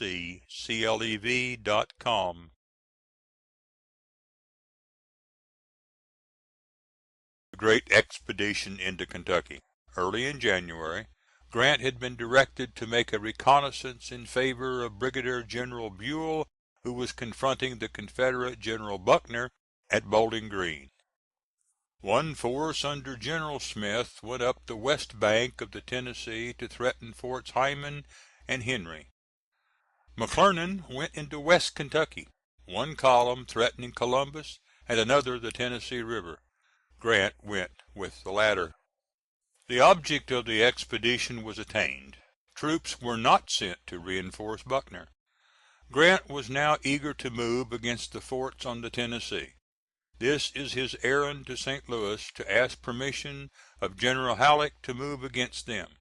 He had long been convinced that the true line of operations was up the Tennessee and Cumberland rivers. Once these rivers were held by the Union troops, the Confederates would be forced to evacuate Kentucky altogether, but General Halleck opposed the plan. To his sister Mary, Cairo, January 23d, 1862. DEAR SISTER: You have seen through the papers notice of my return from the great expedition into Kentucky. My orders were such, and the force with me also so small, that no attack was allowable. I made good use of the time, however, making a splendid reconnoissance of the country over which an army may have to move. I have now a larger force than General Scott ever commanded prior to our present difficulties. I do hope it will be my good fortune to retain so important a command for at least one battle. I believe there is no portion of our whole army better prepared to contest a battle than there is within my district, and I am very much mistaken if I have not got the confidence of officers and men. This is all important, especially so with new troops. I go to night to St. Louis to see General Halleck. Will be back on Sunday morning. I expect but little quiet from this on, and if you receive but short unsatisfactory letters hereafter, you need not be surprised. Your letter asking me to intercede in behalf of Lieutenant Jones was received. I have no one of equal rank now to offer in exchange, unless it should be some one of Jeff Thompson's command. But if it should fall in my power to effect Lieutenant Jones's release, I shall be most happy to do so. Write to me, giving the first name, where he now is, when taken, and under what circumstance. I think you may look for Julia and the children about the 1st of February. As I said before, the 3 oldest will be left to go to school. Jess is too small. You will like him the best of any of the children, although he is the worst. I expect he will whip his Aunt Mary the first day. Buck, though never really sick, is very delicate. He is the best child I ever saw, and is smart. Give my love to all at home. I must close. Brother Ulysses. After repeated requests, Grant secured permission, February 1st, to undertake the campaign up the Tennessee. Fort Henry was captured on the 6th. Fort Donelson, 11 miles away, fell on the 16th. Fort Donelson was on high ground, 100 feet above the Cumberland River. It was an important position for the enemy. Generals Floyd and Pillow, first and second in command at Fort Donelson, escaped during the night of the 15th. General Buckner, who was forced to surrender the fort, said to Grant that if he, Buckner, had been in command, Grant would never have reached Donelson as easily as he did.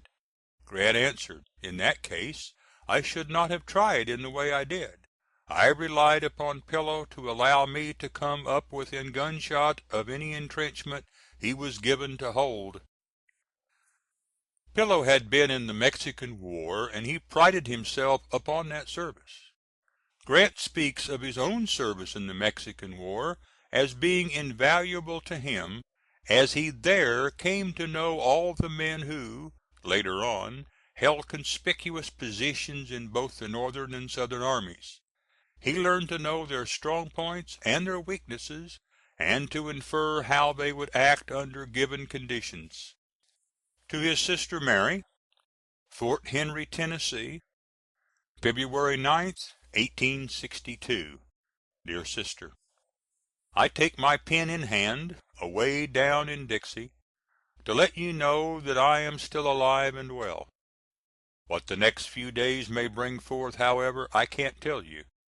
I intend to keep the ball moving as lively as possible, and have only been detained here from the fact that the Tennessee is very high, and has been rising ever since we have been here, overflowing the back land and making it necessary to bridge it before we could move.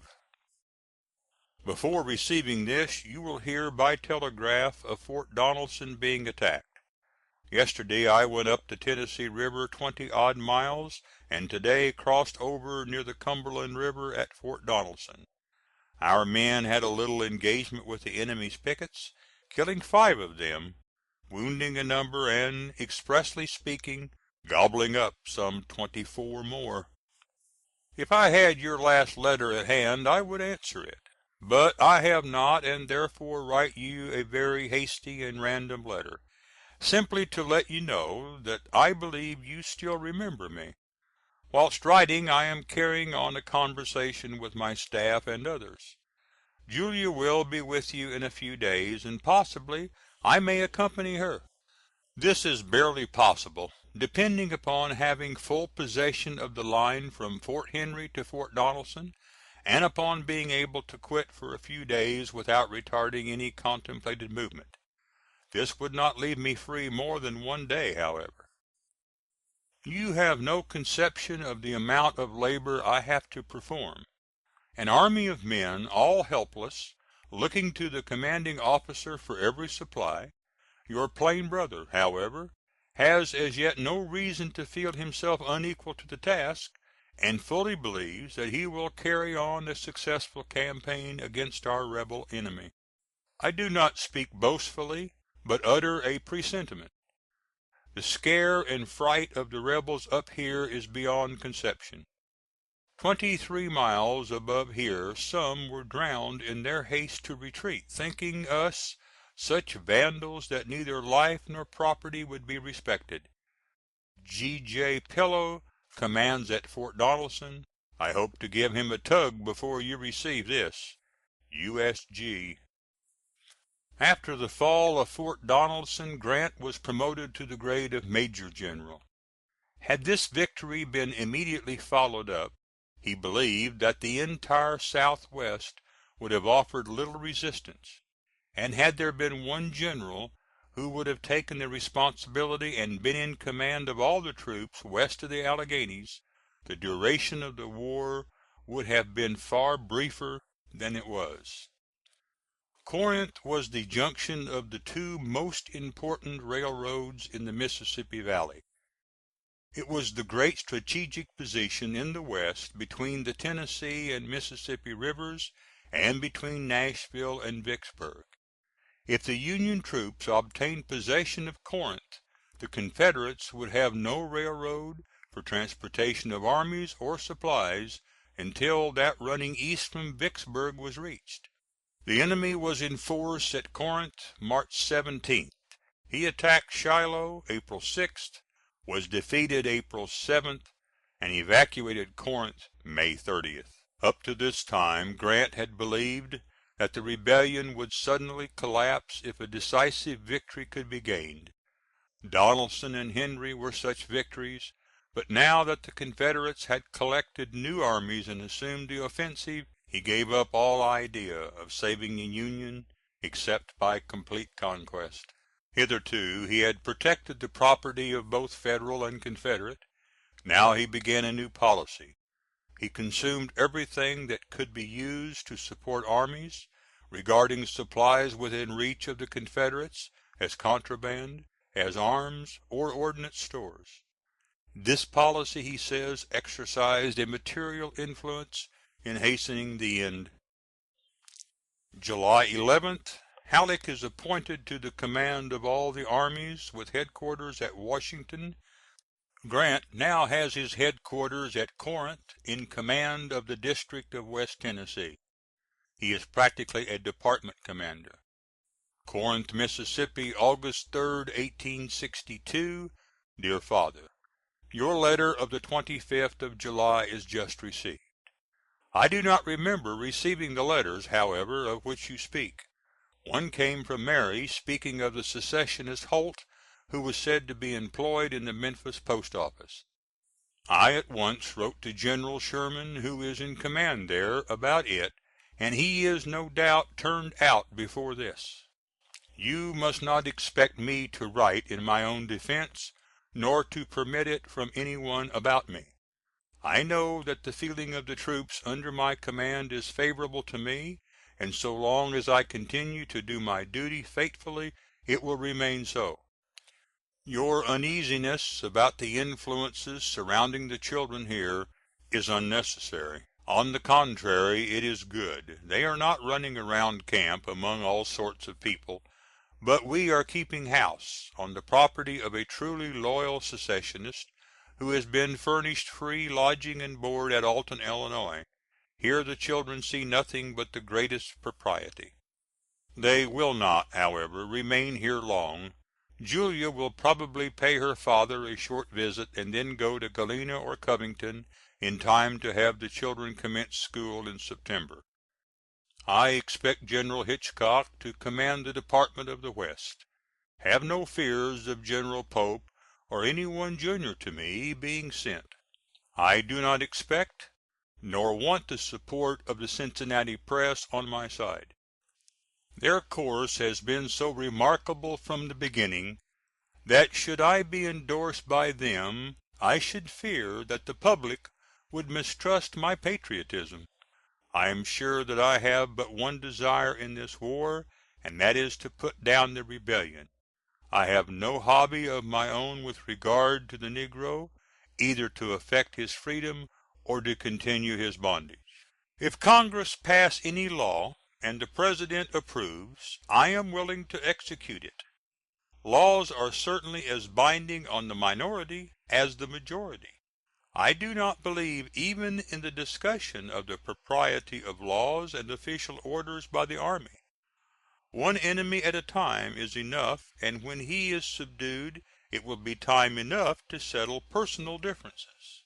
I do not want to command a department because I believe I can do better service in the field.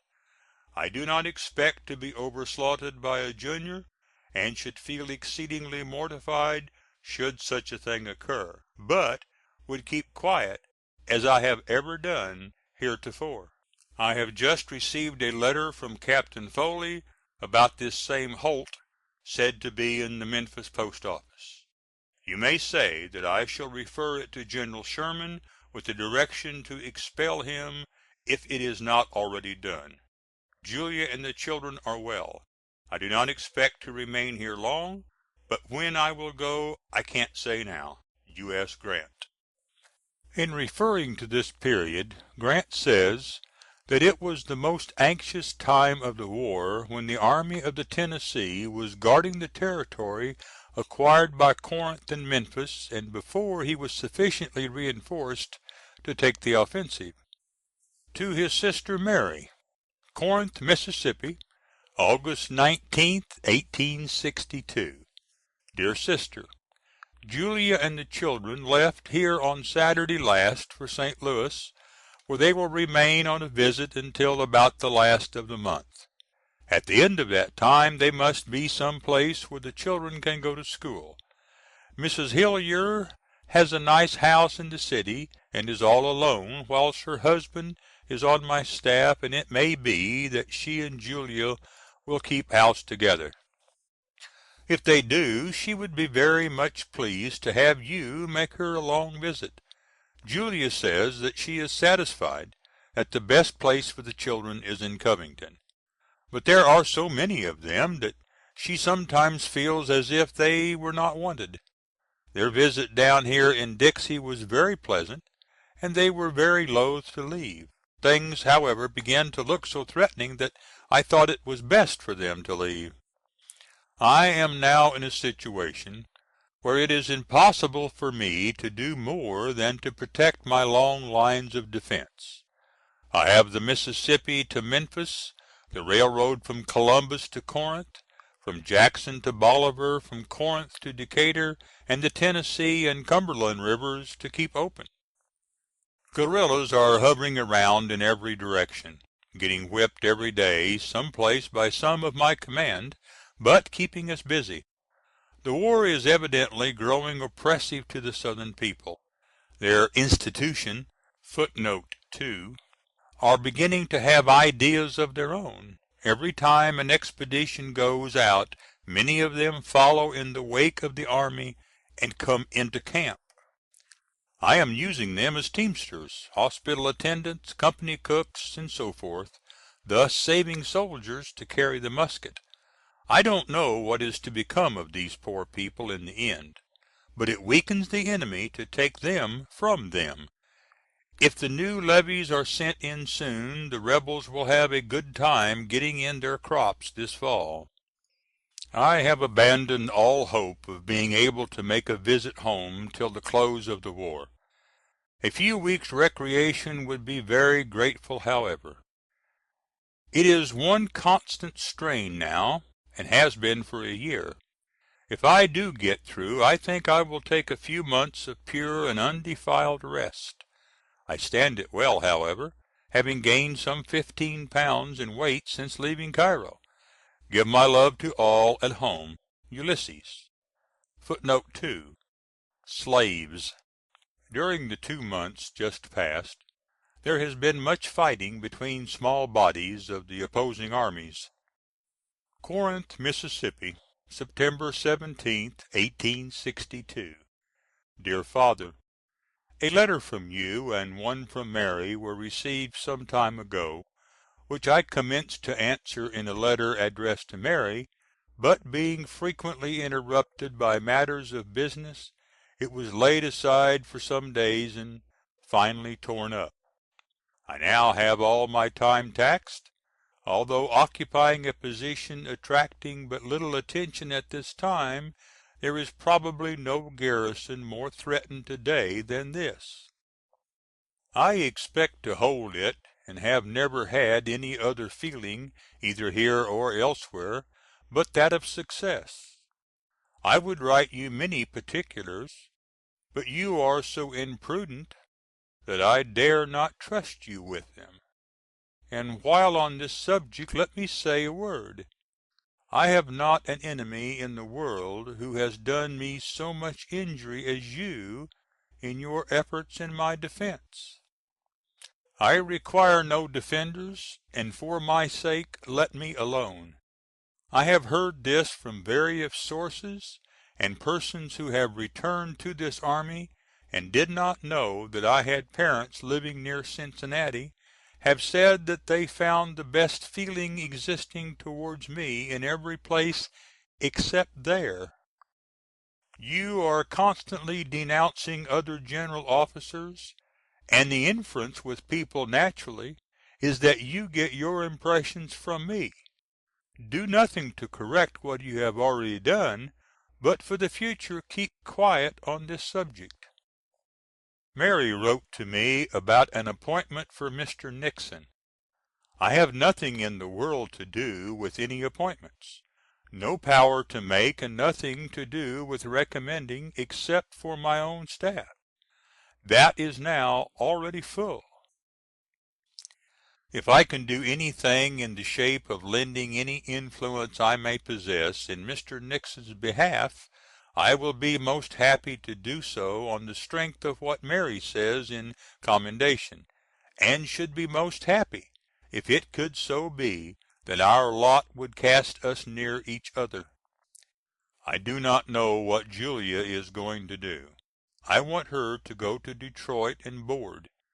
She has many pleasant acquaintances there, and she would find good schools for the children.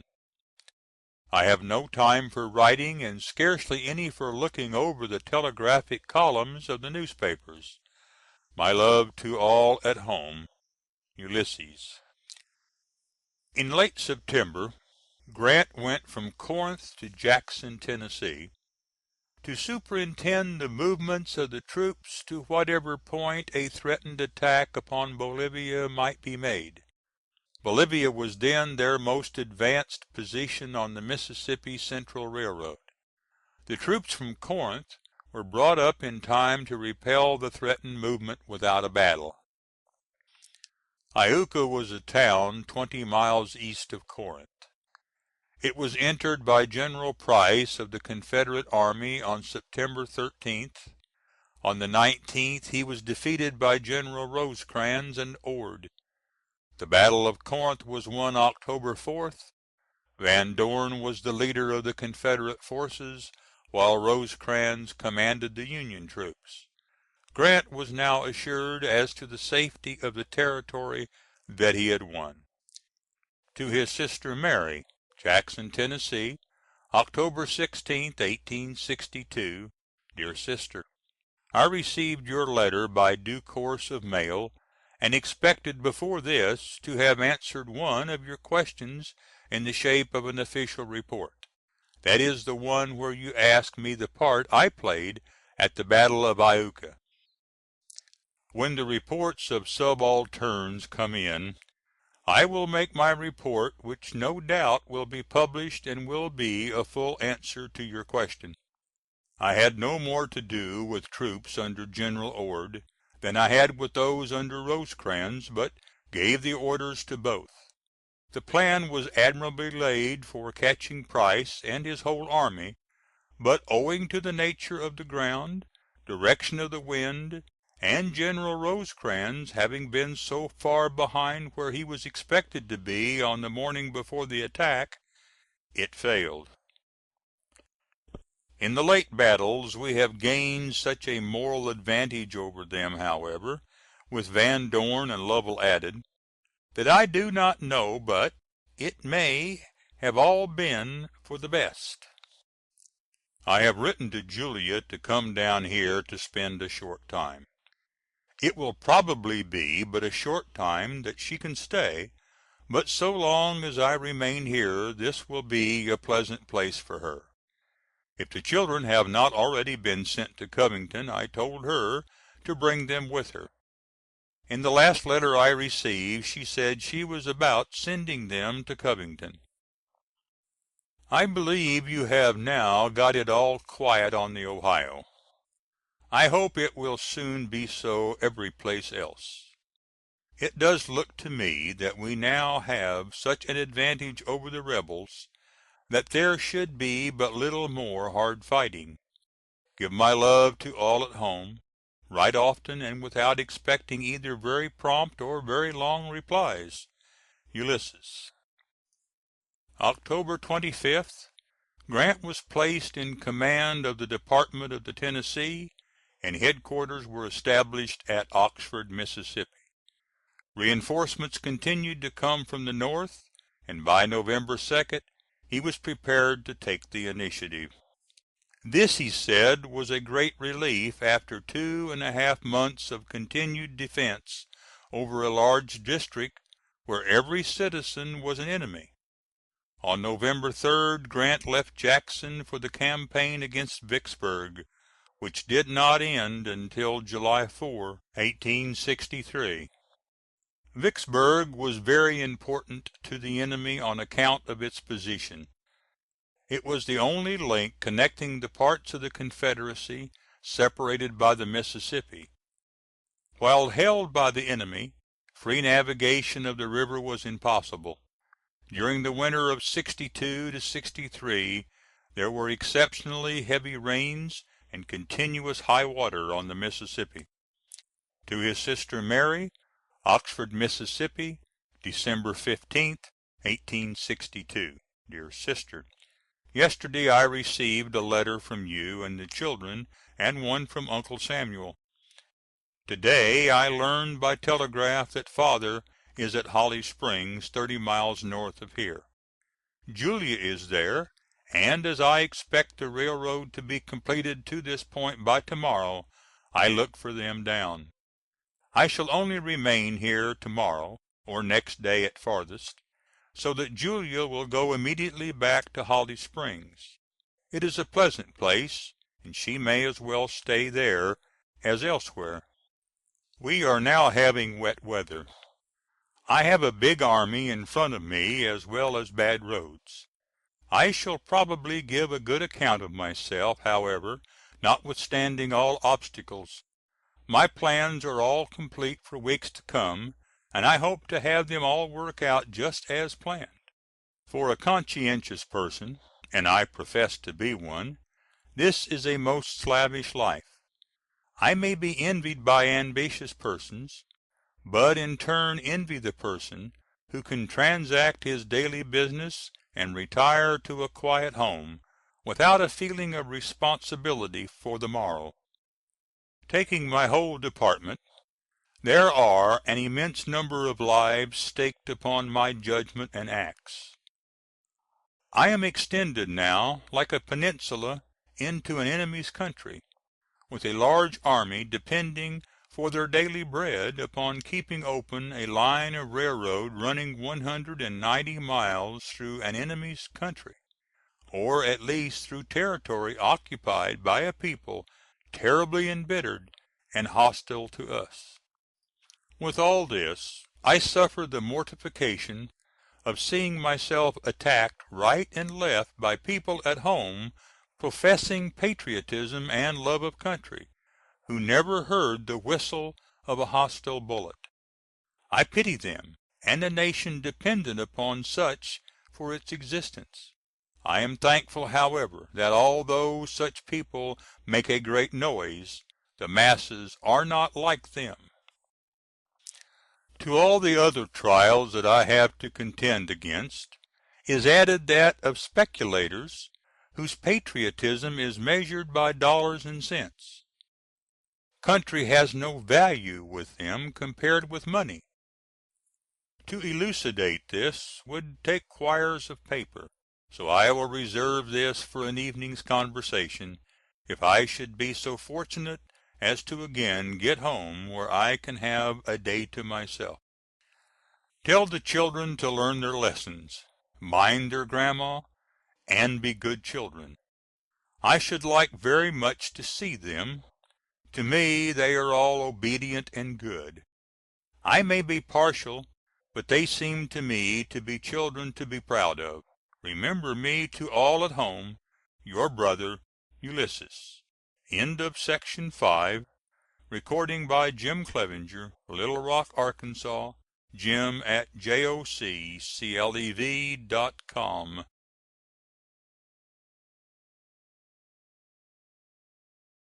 By Jim Clevenger. Letters of Ulysses S. Grant to his father and his youngest sister, 1857 through 78, by Ulysses S. Grant. Section 6. Walnut Creek is a little north of Vicksburg. The position of Vicksburg on high bluffs overlooking the river was inaccessible.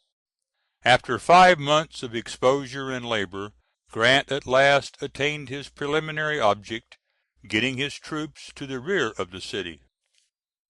During this time he would not communicate his plans to the public, this movement to a point below Vicksburg from which to operate. The North was much discouraged over the situation. Voluntary enlistment ceased. It was important to gain a decisive victory. In January he assumed command himself of the expedition. The siege lasted from May 10th to July 4th. Johnston was the commander in chief of the Confederate forces, and was east of the troops besieging Vicksburg. Pemberton was in command at Vicksburg. Walnut Hills, Mississippi, June 15th, 1863. DEAR FATHER: I have received several letters from Mary and yourself, but as I have to deal with 19/20ths of those received, have neglected to answer them. All I can say is that I am well. I have the enemy closely hemmed in all round. My position is naturally strong and fortified against an attack from outside. I have been so strongly reinforced that Johnston will have to come with a mighty host to drive me away. I do not look upon the fall of Vicksburg as in the least doubtful. If, however, I could have carried the place on the 22d of last month, I could by this time have made a campaign that would have made the State of Mississippi almost safe for a solitary horseman to ride over.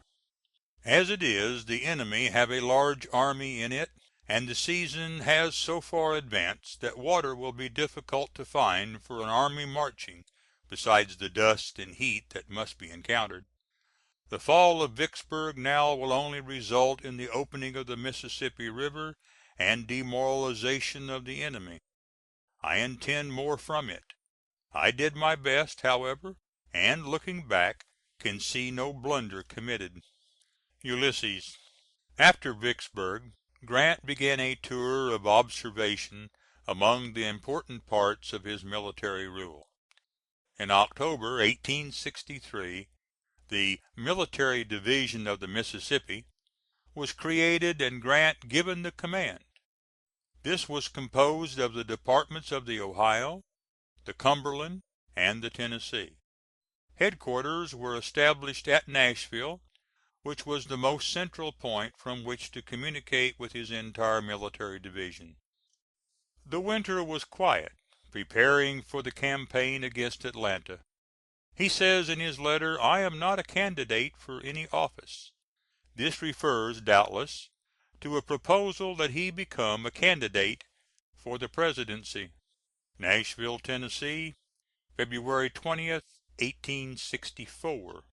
DEAR FATHER: I have received your letter and those accompanying, to wit, Mr. Newton's and I.N. Morris's. I may write to Mr. Newton, but it will be different from what he expects. I am not a candidate for any office. All I want is to be left alone to fight this war out, fight all rebel opposition, and restore a happy Union in the shortest possible time. You know, or ought to know, that the public prints are not the proper mediums through which to let a personal feeling pass. I know that I feel that nothing personal to myself could ever induce me to accept a political office. From your letter you seem to have taken an active feeling, to say the least, in this matter. That I would like to talk to you about. I could write, but do not want to do so. Why not come down here and see me? I did tell Julia to make a visit to Cincinnati, Batavia, Bethel, and Georgetown. Ulysses. The rank of lieutenant general had been conferred upon Washington in 1798, when our relations with France appeared threatening. In 1852 it had been conferred upon General Scott, by brevet, as a recognition of his great services in the Mexican War. The full rank was revived February 26, 1864, for Grant, who received his commission March 3d. After Grant this rank was held by Sherman, and also Sheridan, by promotion. Since then the title has not been revived. By this rank Grant was authorized to command all the armies of the United States. Mr. Washburne, who introduced the bill into Congress for restoration of the grade of lieutenant general, said that Grant wrote to him that he did not ask or deserve anything more in the shape of honors or promotion; that he only desired to hold such an influence over those under his command as to use them to the best advantage to secure a decisive victory. Grant's new policy was now to secure cooperative movements of all of the armies East and West. These had heretofore worked independently, and to have a continuous and concentrated action against the chief armies of the enemy. His first work was to reorganize the Army of the Potomac, which in April began the campaign against Lee and Richmond. He accompanied the army in person, having movable headquarters in the field. From March to May his headquarters were at Culpeper Court House, Virginia. It was shortly after leaving these headquarters that he wrote from the field, May 11th, 1864, "I propose to fight it out on this line if it takes all summer." The editor desires to make correction of an error in the reference on page 102 to the rank of lieutenant general. The statement should, of course, read that the rank of general was conferred upon Washington, and had later been held by Grant, Sherman, and Sheridan. The rank of lieutenant general has been held not only by Washington, Grant, Sherman, and Sheridan, but also by Schofield, Miles, Young, Chaffee, Bates, and MacArthur. HEADQUARTERS ARMIES OF THE UNITED STATES. Culpeper Court House, Virginia, April 16th, 1864. DEAR FATHER: Your letter enclosing one from young Walker, asking for duty on my staff during his suspension, is received. It is the third letter from him on the same subject. Of course I cannot gratify him. It would not be proper. It would be changing punishment into reward. Julia will start west in a few days, and will stop at Covington on her way. She will remain at the house I purchased from Judge Dent until such time as she can join me more permanently. It is her particular desire to have Jennie go to St. Louis with her to spend the summer. I hope she can and will go. It has rained here almost every day since my arrival. It is still raining. Of course I say nothing of when the army moves, or how, or where. I am in most excellent health and well pleased with appearances here. My love to all at home. Ulysses. City Point was an important strategic point on the James, where this river is joined by the Appomattox. Here General Grant had headquarters until the end of the campaign against Lee. The campaign against Atlanta under General Sherman lasted from May 6th to September 2nd, 1864, when the city was evacuated by Hood. The loss of Atlanta was a severe blow to the South. HEADQUARTERS ARMIES OF THE UNITED STATES, City Point, Virginia, September 5th, 1864. DEAR FATHER: Your last letter is just received. Before you receive this, it is probable Beverly Simpson will be in service, if he comes in at all. If he does enlist, however, after you receive this tell him to ask to be assigned to a regiment now with the Army of the Potomac. If he is already in service, have him write to me and I will assign him to some duty either with me or where it will be equally pleasant for him. Your theory about delays, either with Sherman or myself, was not correct. Our movements were cooperative, but after starting, each one has done all that he felt himself able to do. The country has been deceived about the size of our armies and also as to the number of the enemy. We have been contending against forces nearly equal to our own, moreover always on the defensive and strongly entrenched.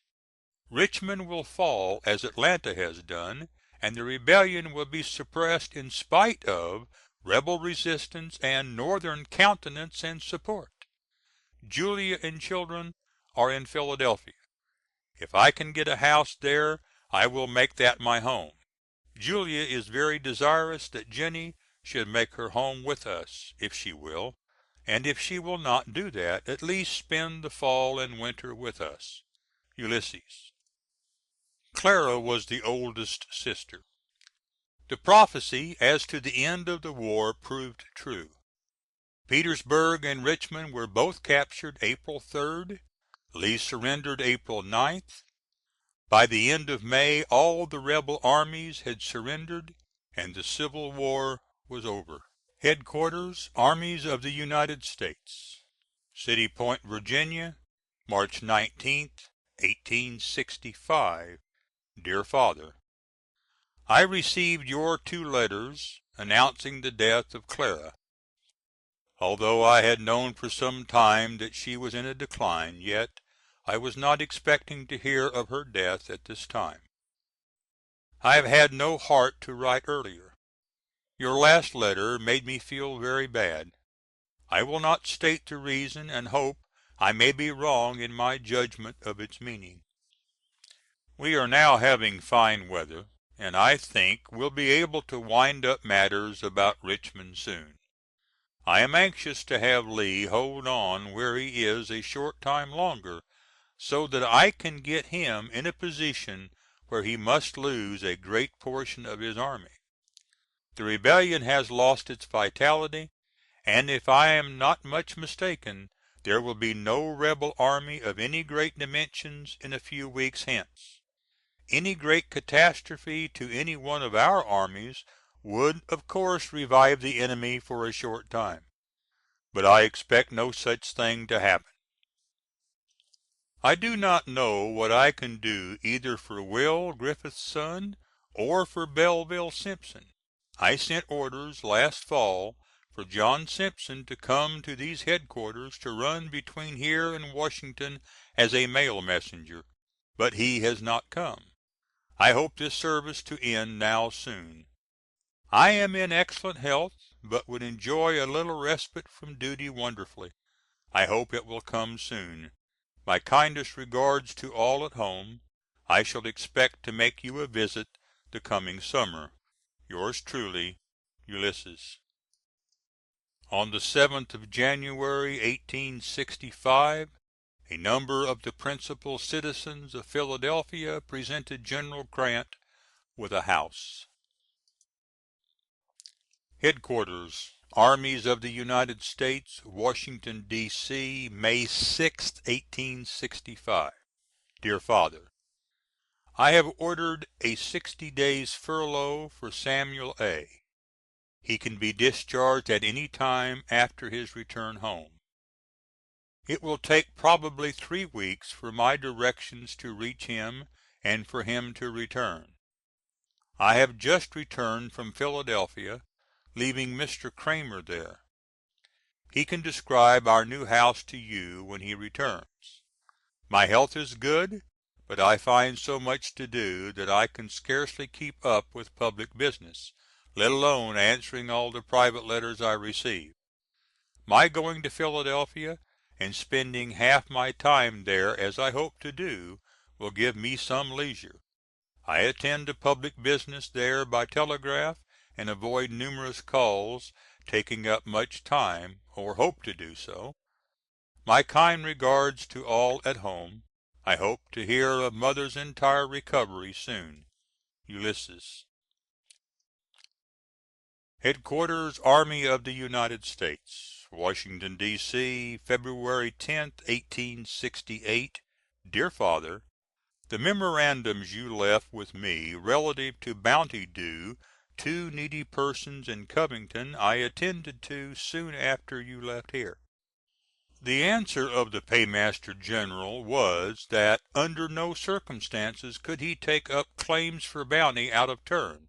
Therefore it was not satisfactory to you. I neglected to answer at the time, and the matter escaped my memory until now. I spoke to Secretary McCulloch about giving Mrs. Porter a clerkship in the Treasury, and he promised me he would do it, but has not yet.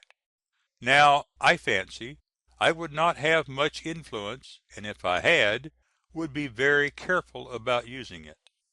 The family are well, and send much love to Mother, Jennie, and yourself. Yours truly, U.S. Grant. End of Section 6. Recording by Jim Clevenger, Little Rock, Arkansas. Jim at joclev.com.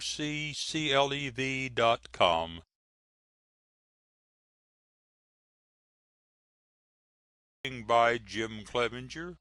Letters of Ulysses S. Grant to his father and his youngest sister, 1857 78, by Ulysses S. Grant. Section 7. March 4, 1869. General Grant was inaugurated President of the United States. Written to his sister Virginia, Mrs. A.R. Corbin, Long Beach, New Jersey, August 21st, 1870. DEAR SISTER: By arrangement of a year's standing, Julia and I go to Newport on Tuesday morning next, to be gone there and at West Point 1 week. But for that we would visit you and Mother this week. I shall go next week, however, and if Julia is not too much fatigued, or too lazy, with her traveling, we'll take her along. You know I never give any one credit with being fatigued. I always attribute the feeling to another cause. I hope you are all well. Give my kindest regards to Mother and Mr. Corbin. Yours truly, U.S. Grant. Written to his sister Mary, Mrs. M.J. Cramer. Dr. Cramer was then United States Minister to Denmark. Washington, D.C., October 26th, 1871. DEAR SISTER: I have been intending to write you for some time. but the moment I get into my office in the morning it is overwhelmed with visitors, and continues so throughout the day. I now write of a rainy evening, after having read the New York papers. Jennie is with us, has been for some days. Mr. Corbin also has been with us for a few days, but left to day. Jennie will remain until she becomes homesick, which I hope will not be soon. I received your letter in which you gave me an extract from Mr. Wolfe's. I had no recollection or knowledge of the matter whatever. The fact is, I am followed wherever I go, at Long Beach as well as here. I sometimes shake off callers, not knowing their business, whom I would be delighted to see. In the case of Mr. Wolfe, however, I do not think that I ever knew that he had called. For the first time in my life I had arranged to go fishing at sea. To do so it was necessary to engage fishermen with boat beforehand. General Porter did not know that I had made the arrangement, and probably was not at my house when I returned from riding the evening after Mr. W. called. You will see the explanation. I will write it to Mr. Wolfe. Fred, after graduating at West Point, accepted a position as assistant civil engineer, and gave up a good portion of his furlough to go to work at his new profession.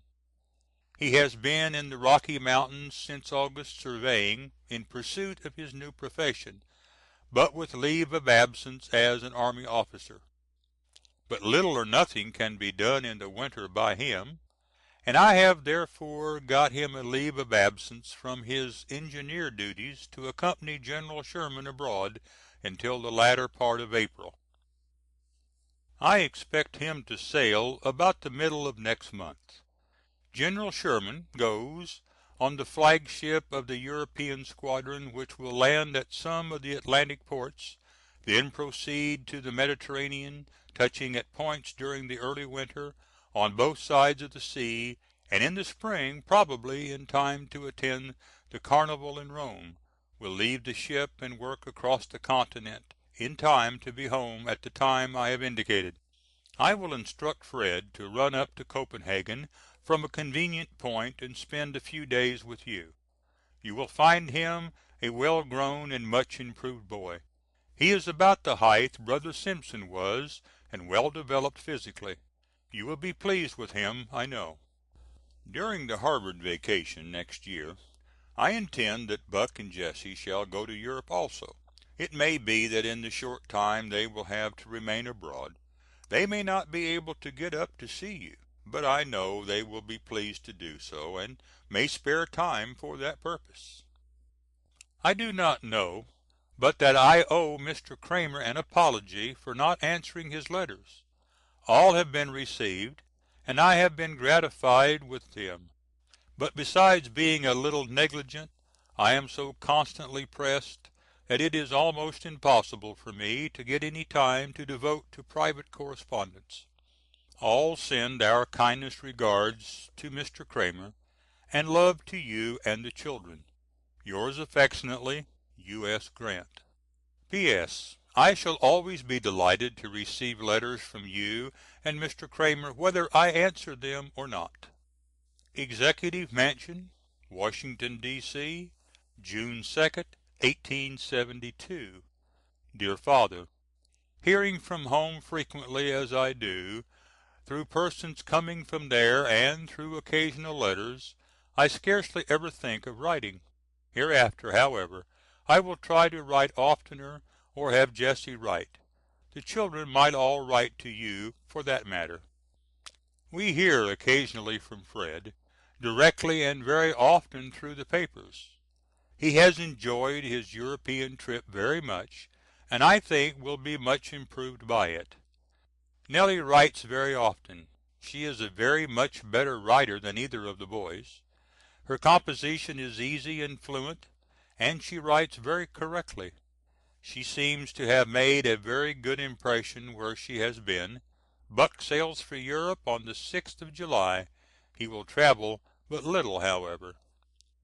He expects to study his third year Harvard course in some quiet German village, and return in June next in time for his examinations. In this way he expects to graduate at the same time he would if he did not go abroad. The object is to acquire a speaking knowledge of both the German and French languages, in both of which he is now quite a good scholar. I received a letter from Mary a short time since. She said that she would leave for home about the 1st of June. You may expect her home by the 20th, no doubt. Julia and Jesse are well and send much love to you and Mother. Sincerely yours, U.S. Grant. Jesse R. Grant, Esquire, Covington, Kentucky. To Mrs. A. R. Corbin, Long Branch, New Jersey, June 13th, 1872. DEAR SISTER, we got here Tuesday evening, and are now pretty well settled. Can we not expect Mr. Corbin, you, Mary, and 2 children down to spend a few days with us as soon as the latter arrives? If Mary does not come now, it is not probable that she will get East again this summer. You can see just as much of her here as you could at your own house, so I think the best arrangement will be for you to come immediately here and all spend the time together at the branch. I will go up to meet you in the harbor if informed in time. Yours truly, U.S. Grant. P.S. I learned from a letter from St. Petersburg that Fred hurried off to Copenhagen to meet Mary before she left, which was to be the 1st day of June. I infer from this that she should be here in 2 or 3 days from now. To his brother-in-law, Mr. A. R. Corbin, Nellie is Mrs. Sartoris. Mr. Bory is Secretary of the Navy. EXECUTIVE MANSION, Washington, D.C., October 16th, 1872. MY DEAR Mr. Corbin, your letter of the 14th is just received. Mrs. Grant and I go on to New York City on Monday night to meet Nellie and bring her home. It is not probable that the vessel in which she sailed will reach New York City before Tuesday morning, so that we will be in the city from Monday morning until Tuesday night.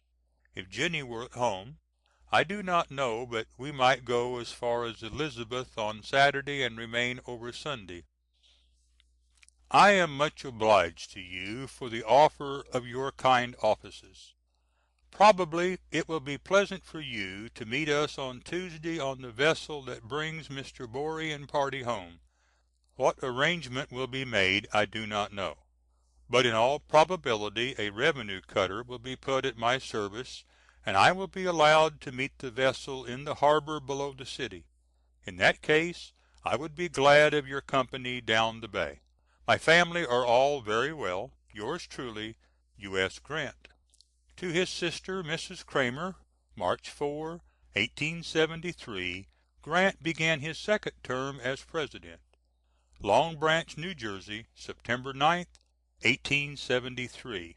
DEAR SISTER, on Monday next I start to take Jesse to school, and then for Pittsburgh to attend the meeting of the Society of the Army of the Cumberland. I will be back about the last of the week. I would like you to make your visit while I am at home, and want Mother to come with you, as well as Jennie and Mr. Corbin. If you have made no arrangements to start earlier, suppose you come, say, on Saturday week, and bring the children with you. I am just in receipt of a letter from Mr. Corbin and one from Mr. Clark asking me to attend the fair next week.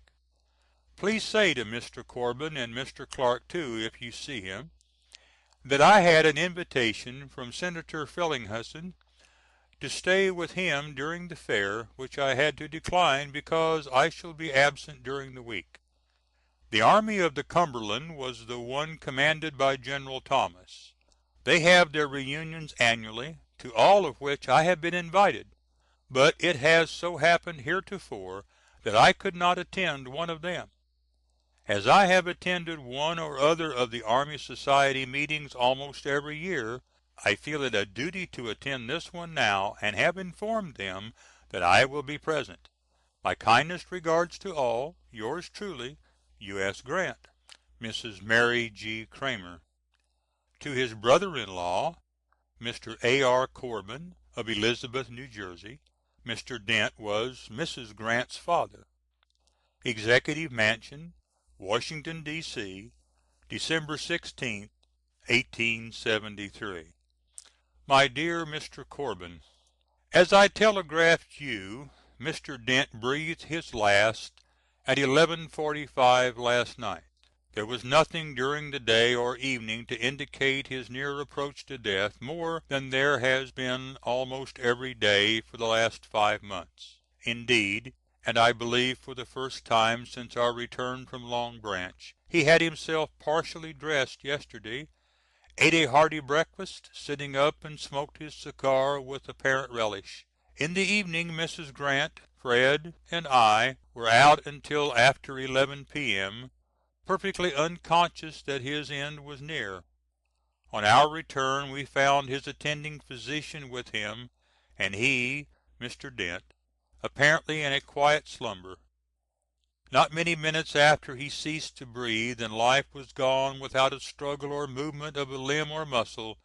It was a clear case of life worn out purely by time, no disease, care, or anxiety hastening dissolution. On Thursday there will be funeral service at the house by Dr. Tiffany, and at 11:30 his remains will leave the B&P depot for St. Louis. The funeral there will be on Saturday next, and Mrs. Dent's remains will be brought up from the farm at the same time, and the two interred in Mr. Dent's lot in Bellefonte. Dr. Sharp, Mr. Casey, General Dent, Fred, Grant, and myself will accompany them.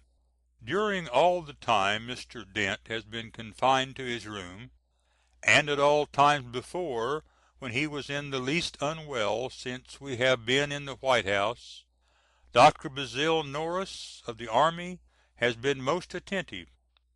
I feel disposed to recognize my appreciation of his attention in some way, and have thought if I could get about such a watch as was made for me at the establishment near Jersey City, I would get that.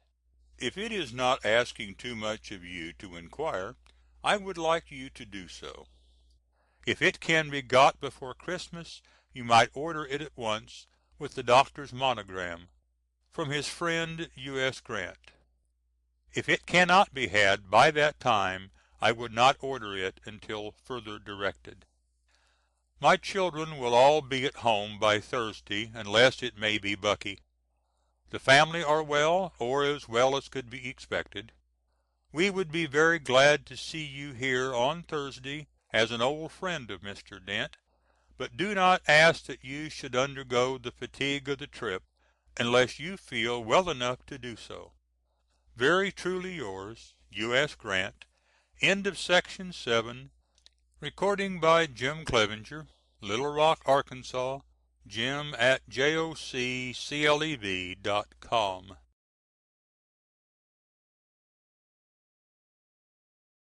By Jim Clevenger. Letters of Ulysses S. Grant to his father and his youngest sister, 1857 78, by Ulysses S. Grant, Section 8. Executive Mansion, Washington, November 14th, 1876. My dear Mr. Corbin: Jennie's and your letter is just received. I shall not be in New York, nor away from Washington, until after the meeting of Congress. But I will gladly give you the hour or two you speak of, if you come to Washington. If you and Jennie could come this week, we could make a spare room without inconvenience.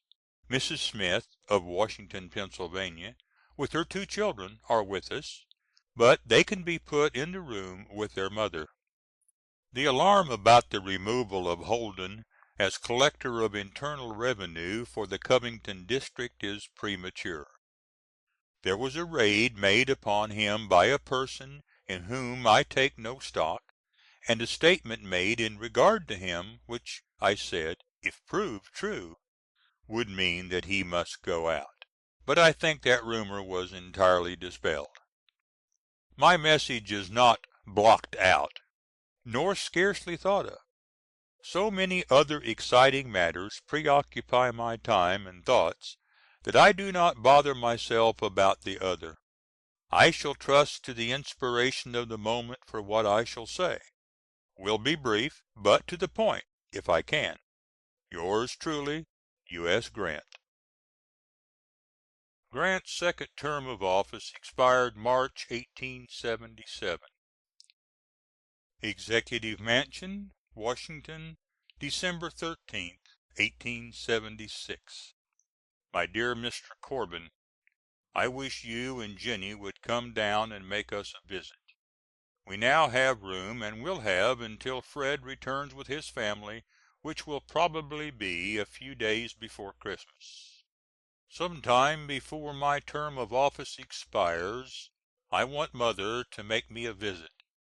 If she would like to come down during the holidays we could make room by sending one of the boys out of nights.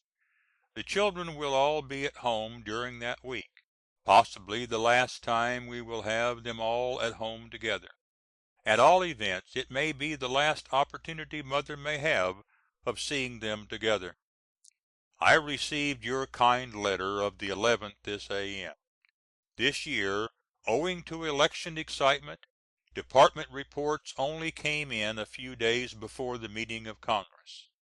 When they did come the situation in South Carolina was so critical that dispatches were coming to me or to members of my cabinet, and brought from them to me in such rapid succession that I do not think I had one single half hour without interruption all the time I was preparing my message.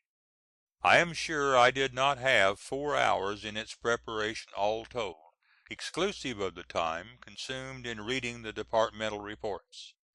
I left out necessarily topics I should like to have talked about, but would not mention without being sure I was right.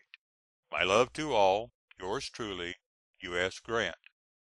General and Mrs. Grant spent the next 2 years in a tour around the world.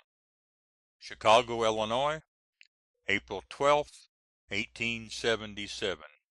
DEAR MR. Corbin: To morrow evening Mrs. Grant and I start for Washington, Pennsylvania, where we will spend a few days, then go to Harrisburg, Washington, D.C., and towards the last of the month get around to Elizabeth to spend a few days with you before taking our departure for Europe.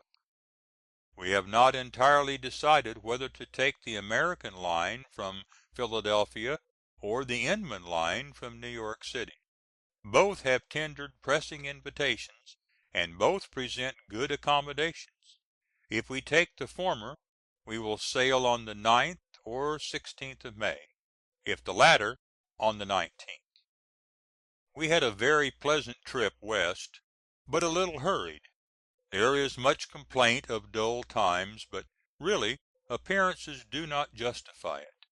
Kindest regards of Mrs. Grant and myself to Mother and Jennie. Yours truly, U.S. Grant. Regat, Switzerland, August 13th, 1877.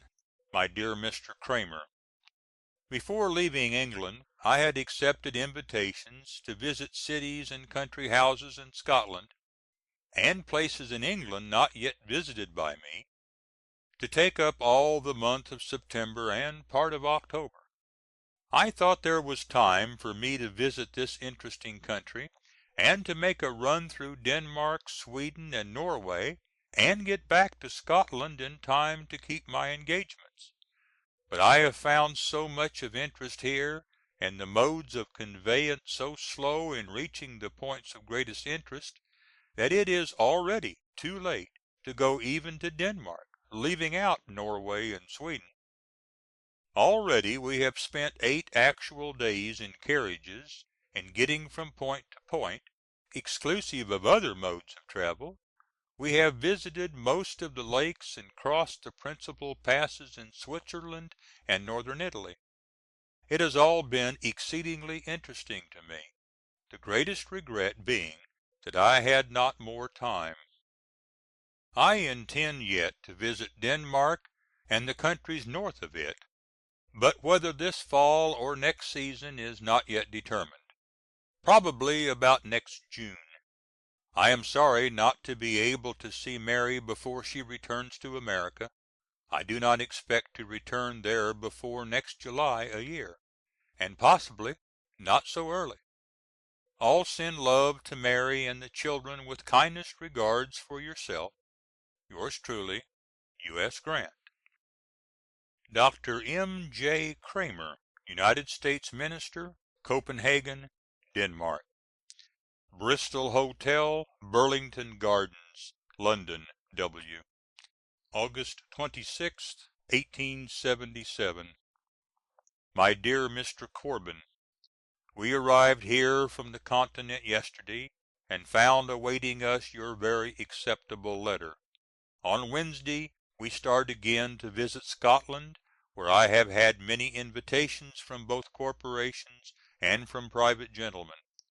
We will take about 3 weeks for this trip, after which we will visit some portions of England not yet visited, and Nellie at her home, and get to Paris the latter part of October. The papers no doubt will keep you advised of our movements in advance of anything I could write to go by mail. Our visit has been most agreeable in every particular. People everywhere, both travelers and residents, did all they could to make everything pleasant for us. How long we will remain abroad is not yet determined, but I think for 2 years yet, if the means to do so hold out.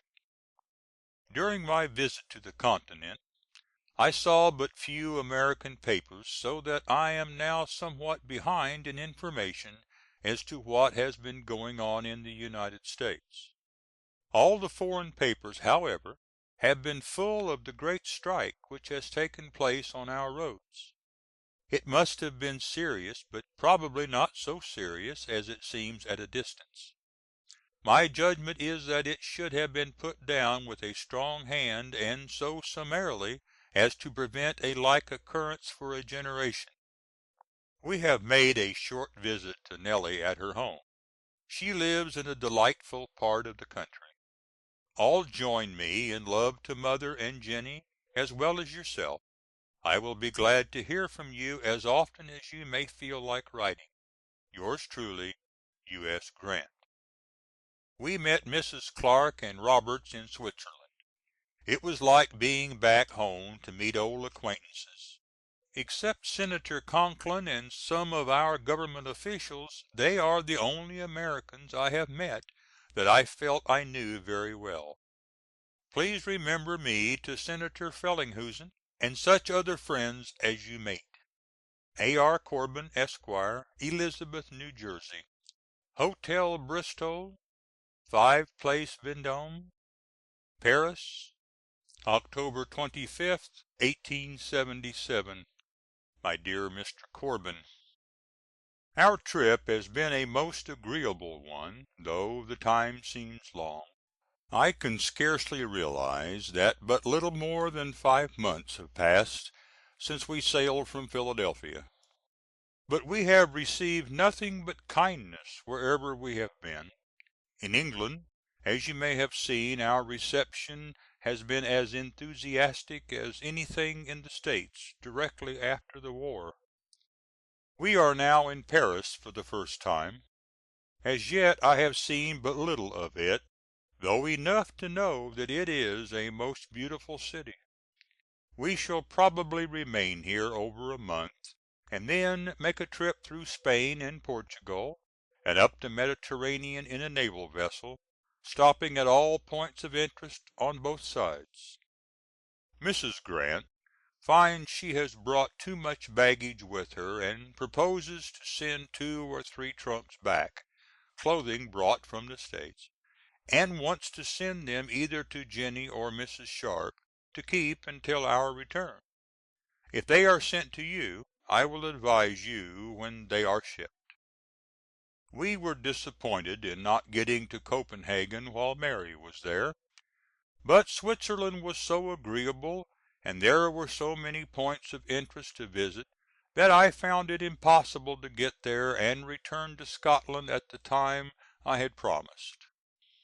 It is now very doubtful whether we will not have to abandon the idea of going there altogether. That will depend, however, upon whether we remain over another year.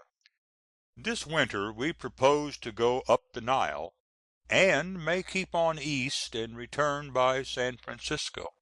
But if we return we will stop in Italy until the weather begins to get warm in the spring, and then go north through Austria, North Germany, Russia, Sweden, Norway, and back by Denmark and Holland, spend the latter part of the summer again in Switzerland, and go east the following winter. Jesse will hardly go with us unless we go through this winter. He does not wish to leave another year before beginning the battle of life. Give Mrs. Grant's, Jesse's, and my love to Mother and Jennie, and Mary if she is with you. I keep very little track of political matters at home, knowing from experience the trouble a "new hand at the bellows" has. I hope all will be smooth and satisfactory before my return. I have not yet experienced any discomfort from lack of employment after 16 years of continuous care and responsibilities. I may, however, feel it when I once settle down, though I think not. Very truly yours, U.S. Grant. P.S. Direct letters to the care of Drexel, Hargis & Company, Bankers, Paris, France. Paris, France, November 27th, 1877. MY DEAR MR. Cramer: I am just in receipt of your letter of the 21st inst., enclosing one from the Portuguese Minister to Denmark, recounting the cause of his brother in law's removal from the diplomatic service. I know Baron d'S. and the Baroness very well, and esteem them very highly. There was never any difficulty with him and the State Department, or with any official at Washington that I have any recollection of. I am very sure that no cause of complaint could have existed on our part without my knowing it. It would afford me the greatest pleasure to meet the Baron and his wife during my European tour, but I feel I shall not be able to do so. My trip through Spain and Portugal have been put off, or at least postponed, for this year. On Saturday we leave here for the south of France, from there to take a naval vessel to visit all points of interest on the Mediterranean. We shall probably go up the Nile and spend the winter in a warm climate, to be ready for our northern tour in the spring. It is barely possible that when we return from up the Nile we may go on east through China and Japan to San Francisco. But this is not probable for another year. This will probably be the last opportunity I shall ever have of visiting Europe, and there is much to see that I have not seen, and cannot see this winter. I hear from home occasionally, but not as often probably as you do. All were well by the last advices received 2 days ago from Orville. Please assure your colleague that I have no recollection of other than the most pleasant relations between U.S. officials and the Baron d'S. With kind regards of Mrs. Grant, Jesse, and myself, I am, very truly, U.S. GRANT. Cairo, Egypt, January 13th, 1878.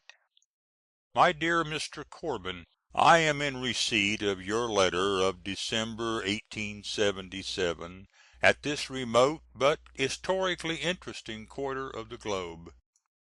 We have been in Cairo since last Tuesday. This is Sunday. I have seen the city very thoroughly, visited the pyramids, the Virgin Mary's tree where she took shelter some 20 centuries ago, the spring which became sweet from being saline, on her quenching her thirst from it, and which remains sweet to this day. While I was there water was being pumped from it by ox power, with a revolving wheel to irrigate the neighboring ground, Heliopolis, the great seat of learning in the days of Moses, and where he was taught, and where the father-in-law of Joseph was a teacher. The tree and the well are at Heliopolis, about 6 miles from here. On Tuesday we start up the Nile on a special steamer provided by the Khedive. We expect to go as far as to the first rapids, stopping at all the points of interest on the way. This will probably take 3 weeks. On our return we expect to go to Suez, thence by canal to Port Said, and then take our steamer again. From Port Said we will go to Joppa and out to Jerusalem. Returning to Joppa we will go to Beirut, and out to Damascus, possibly diverging to visit Baalbek, thence to Smyrna, from which we will visit Ephesus, thence to Constantinople. Returning, we will stop a few days at Athens, thence to old Syracuse on the island of Sicily, then to some convenient point on the Italian coast, from which to reach Rome. We will remain in Rome for several weeks.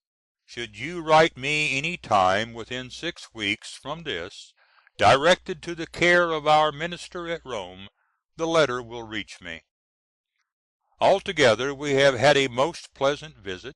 Our return to America during this year depends somewhat on circumstances, principally the means to stay away longer. It is likely this will be the last opportunity I shall ever have of traveling abroad, and I am desirous of making the most of the pleasant opportunity. Give our love to Mother, Jennie and Mary, and accept my thanks for your kind offers. Very truly yours, U.S. Grant. Constantinople, March 5th, 1878.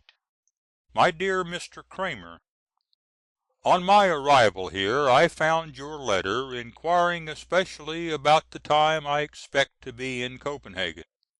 My plan is to be in Sweden by the middle of June, and after visiting that country and Norway, to return by way of Copenhagen.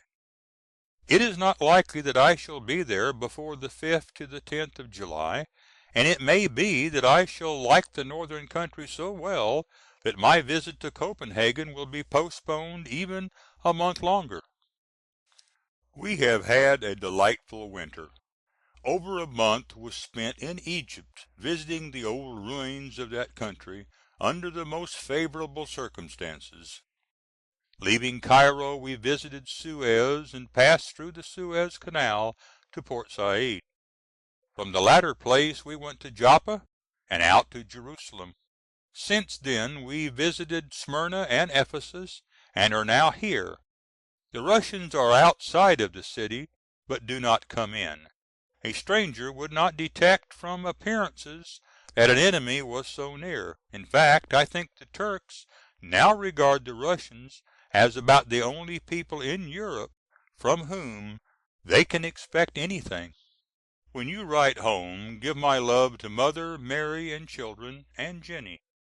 I will inform you later, when I know definitely, about the time to expect me in Copenhagen. Very truly yours, U.S. Grant. Rome, Italy, March 29th, 1878. My dear Mr. Corbin, Mr. Young, of the New York Herald, has been with us from the time we went on shipboard until we arrived here. His letters published in the papers are all good, and save me writing descriptive letters. Presuming that you have read them, I will say nothing further than that my winter travels in the Mediterranean, on the Nile, and in the Levant generally have been the pleasantest of my life. I should enjoy doing it over again next winter.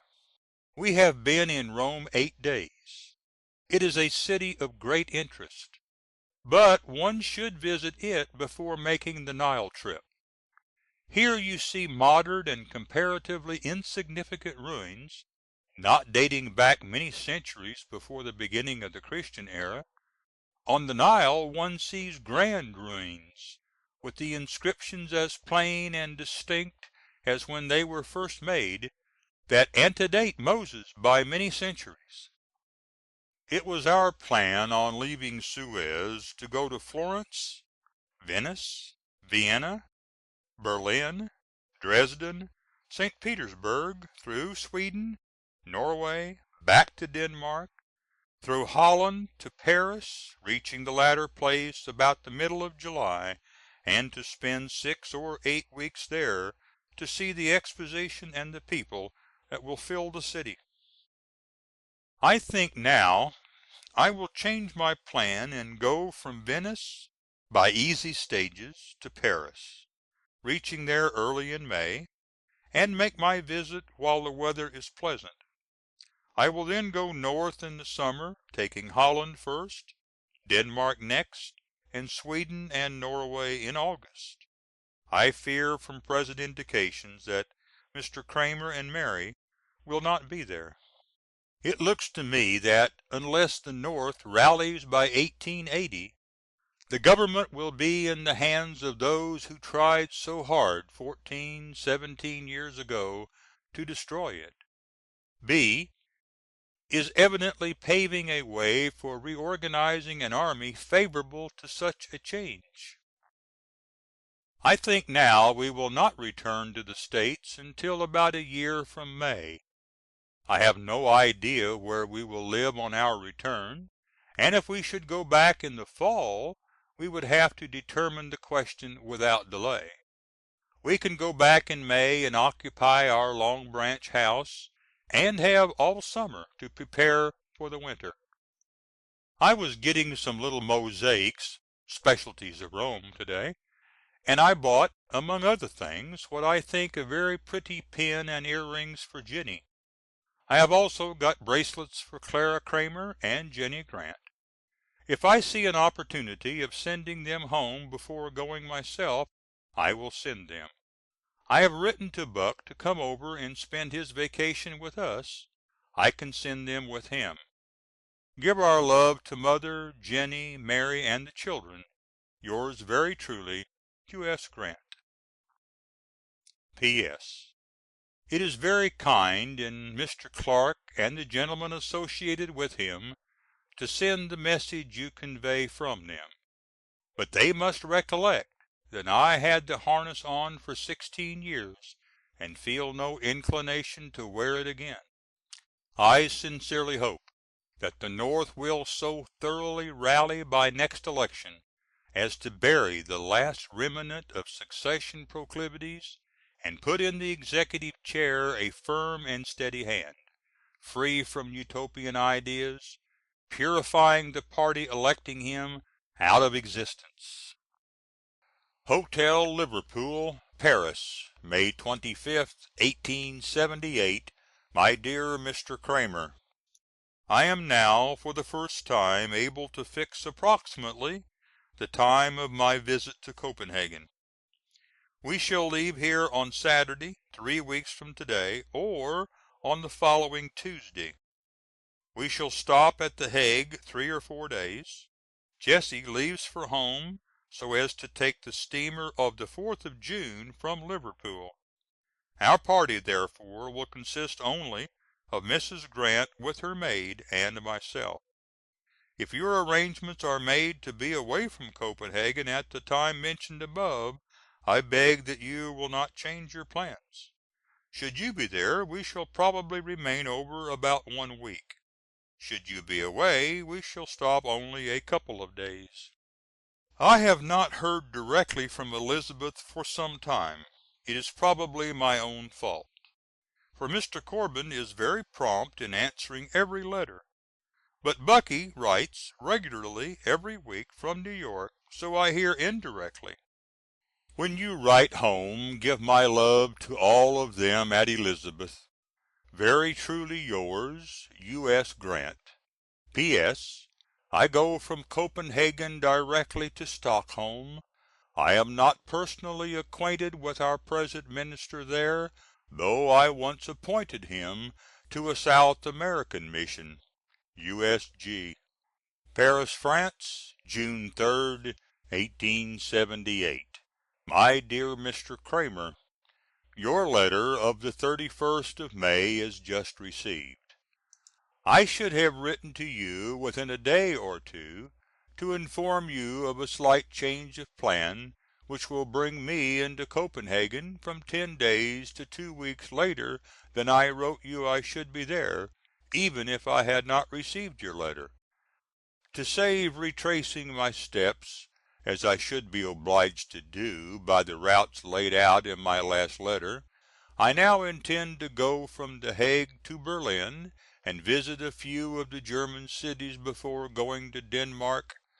From Copenhagen I shall go by water to Norway, thence to Sweden, St. Petersburg, Moscow, and to Vienna. I shall be very glad indeed to see Mary and the children, and hope they may be back by the time I reach Copenhagen, about from the 5th to the 10th of July. Jesse sails from Liverpool to morrow for home. He has been very homesick for some time. With best regards of Mrs. Grant and myself, I am very truly, U.S. Grant. Hanover, Germany, June 25th, 1878.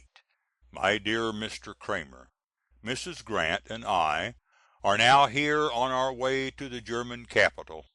We shall probably remain in Berlin until Monday, the 1st of July. We shall stop over by the way from Berlin to Copenhagen, particularly at Hamburg, so as to reach Copenhagen about the 5th of July. If you will drop me a line to the Kissenhof Hotel, Berlin, to let me know if Mary will be at home at the time designated, I shall be obliged. If she is not to be at home, I may change my plan and go direct to Sweden, thence to Norway, and return thence by Denmark. Mrs. Grant and I are both well, and send much love to Mary and the children. Very truly yours, U.S. Grant. Paris, France, December 10th, 1878. My dear Mr. Cramer: Since leaving Copenhagen, Mrs. Grant and I have visited every capital in Europe not previously visited by us. I can say with great earnestness that no part of our journeyings gave us more pleasure than that through the Scandinavian countries, and no public have impressed me more favorably.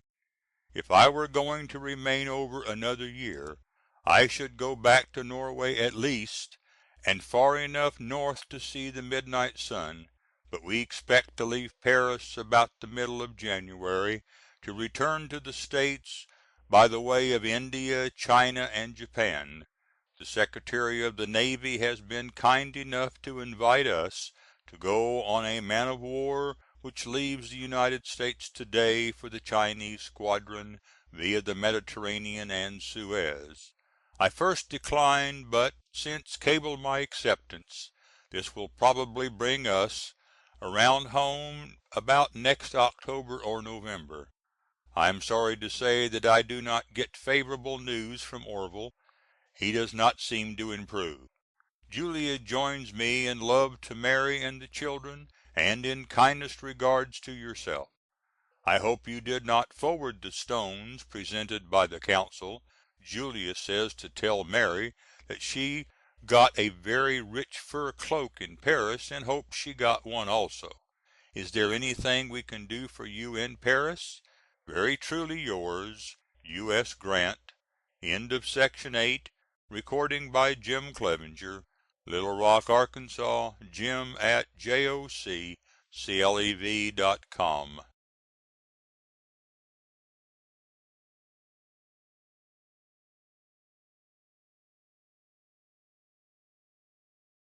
1857 through 78, by Ulysses S. Grant. Section 9. Rangoon, Burma, March 20th, 1879.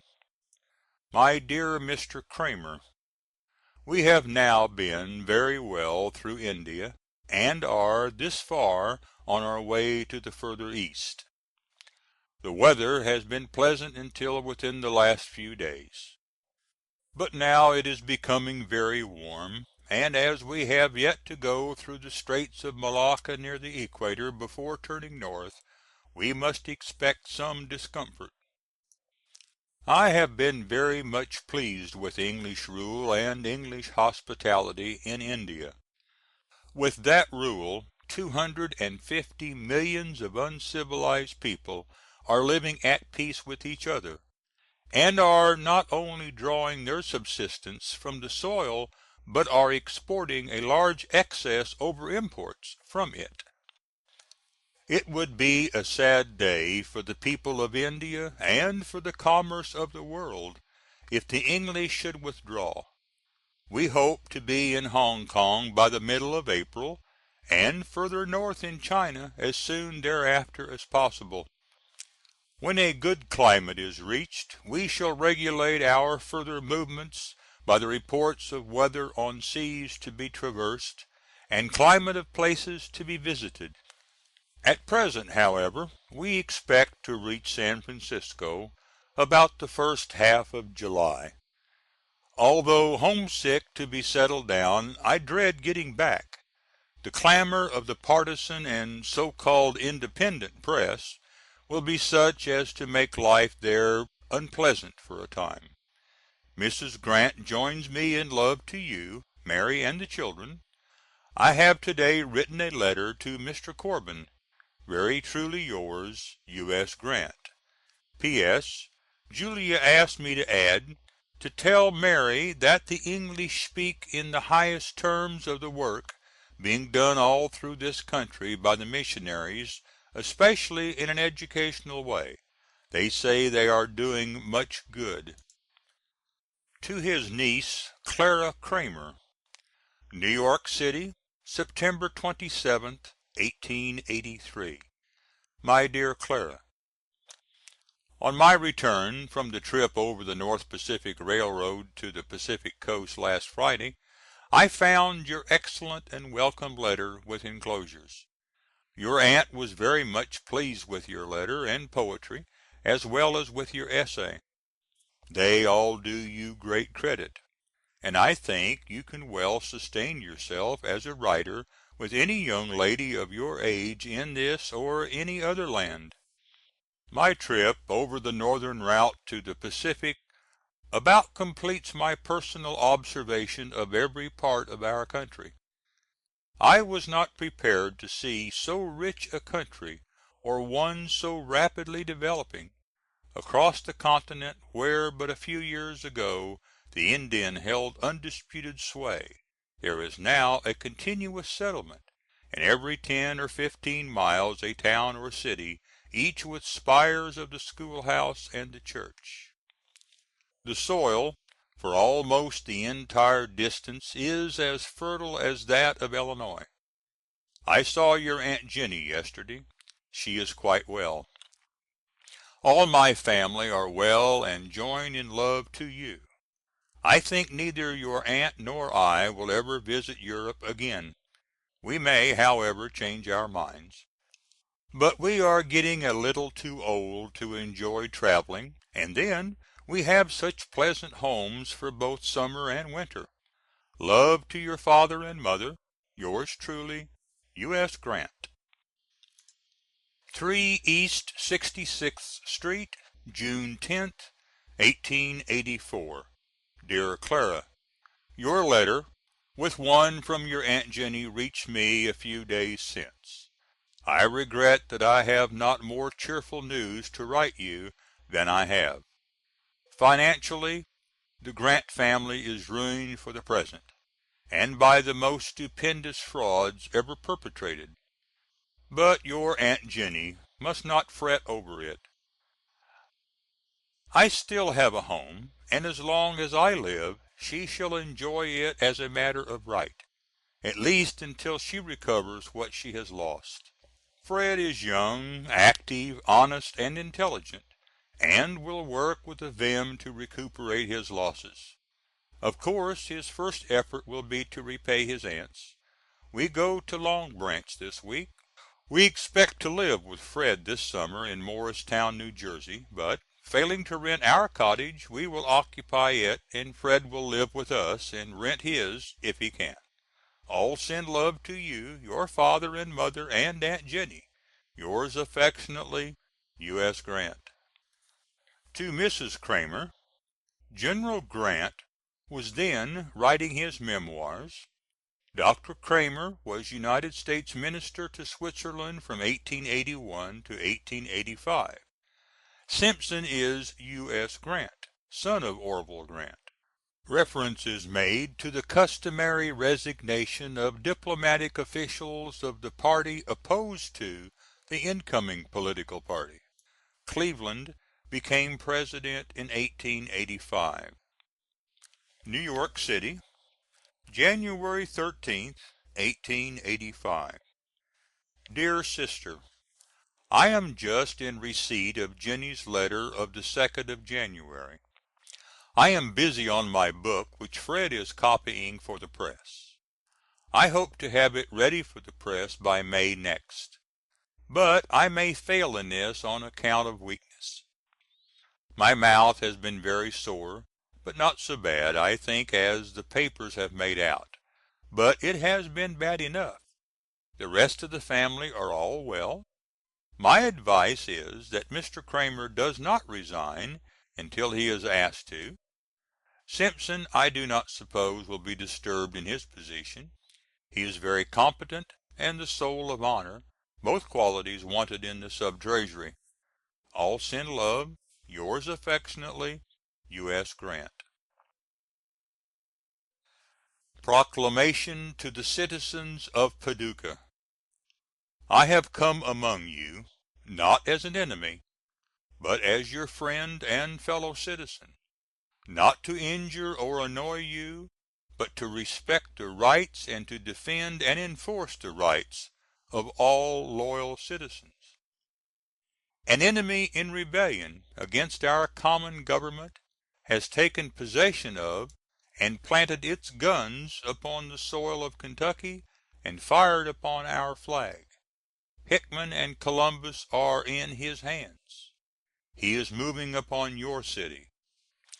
I am here to defend you against this enemy, and to assert and maintain the authority and sovereignty of your government and mine.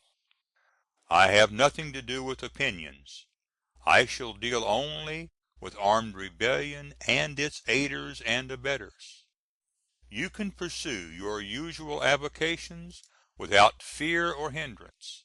The strong arm of the government is here to protect its friends, and to punish only its enemies. Whenever it is manifest that you are able to defend yourselves, to maintain the authority of your government, and protect the rights of all its loyal citizens, I shall withdraw the forces under my command from your city. U.S. Grant, Brigadier General, U.S.A., commanding Paducah, September 6th, 1861. End of Section 9. Recording by Jim Clevenger, Little Rock, Arkansas. Jim at joclev.com.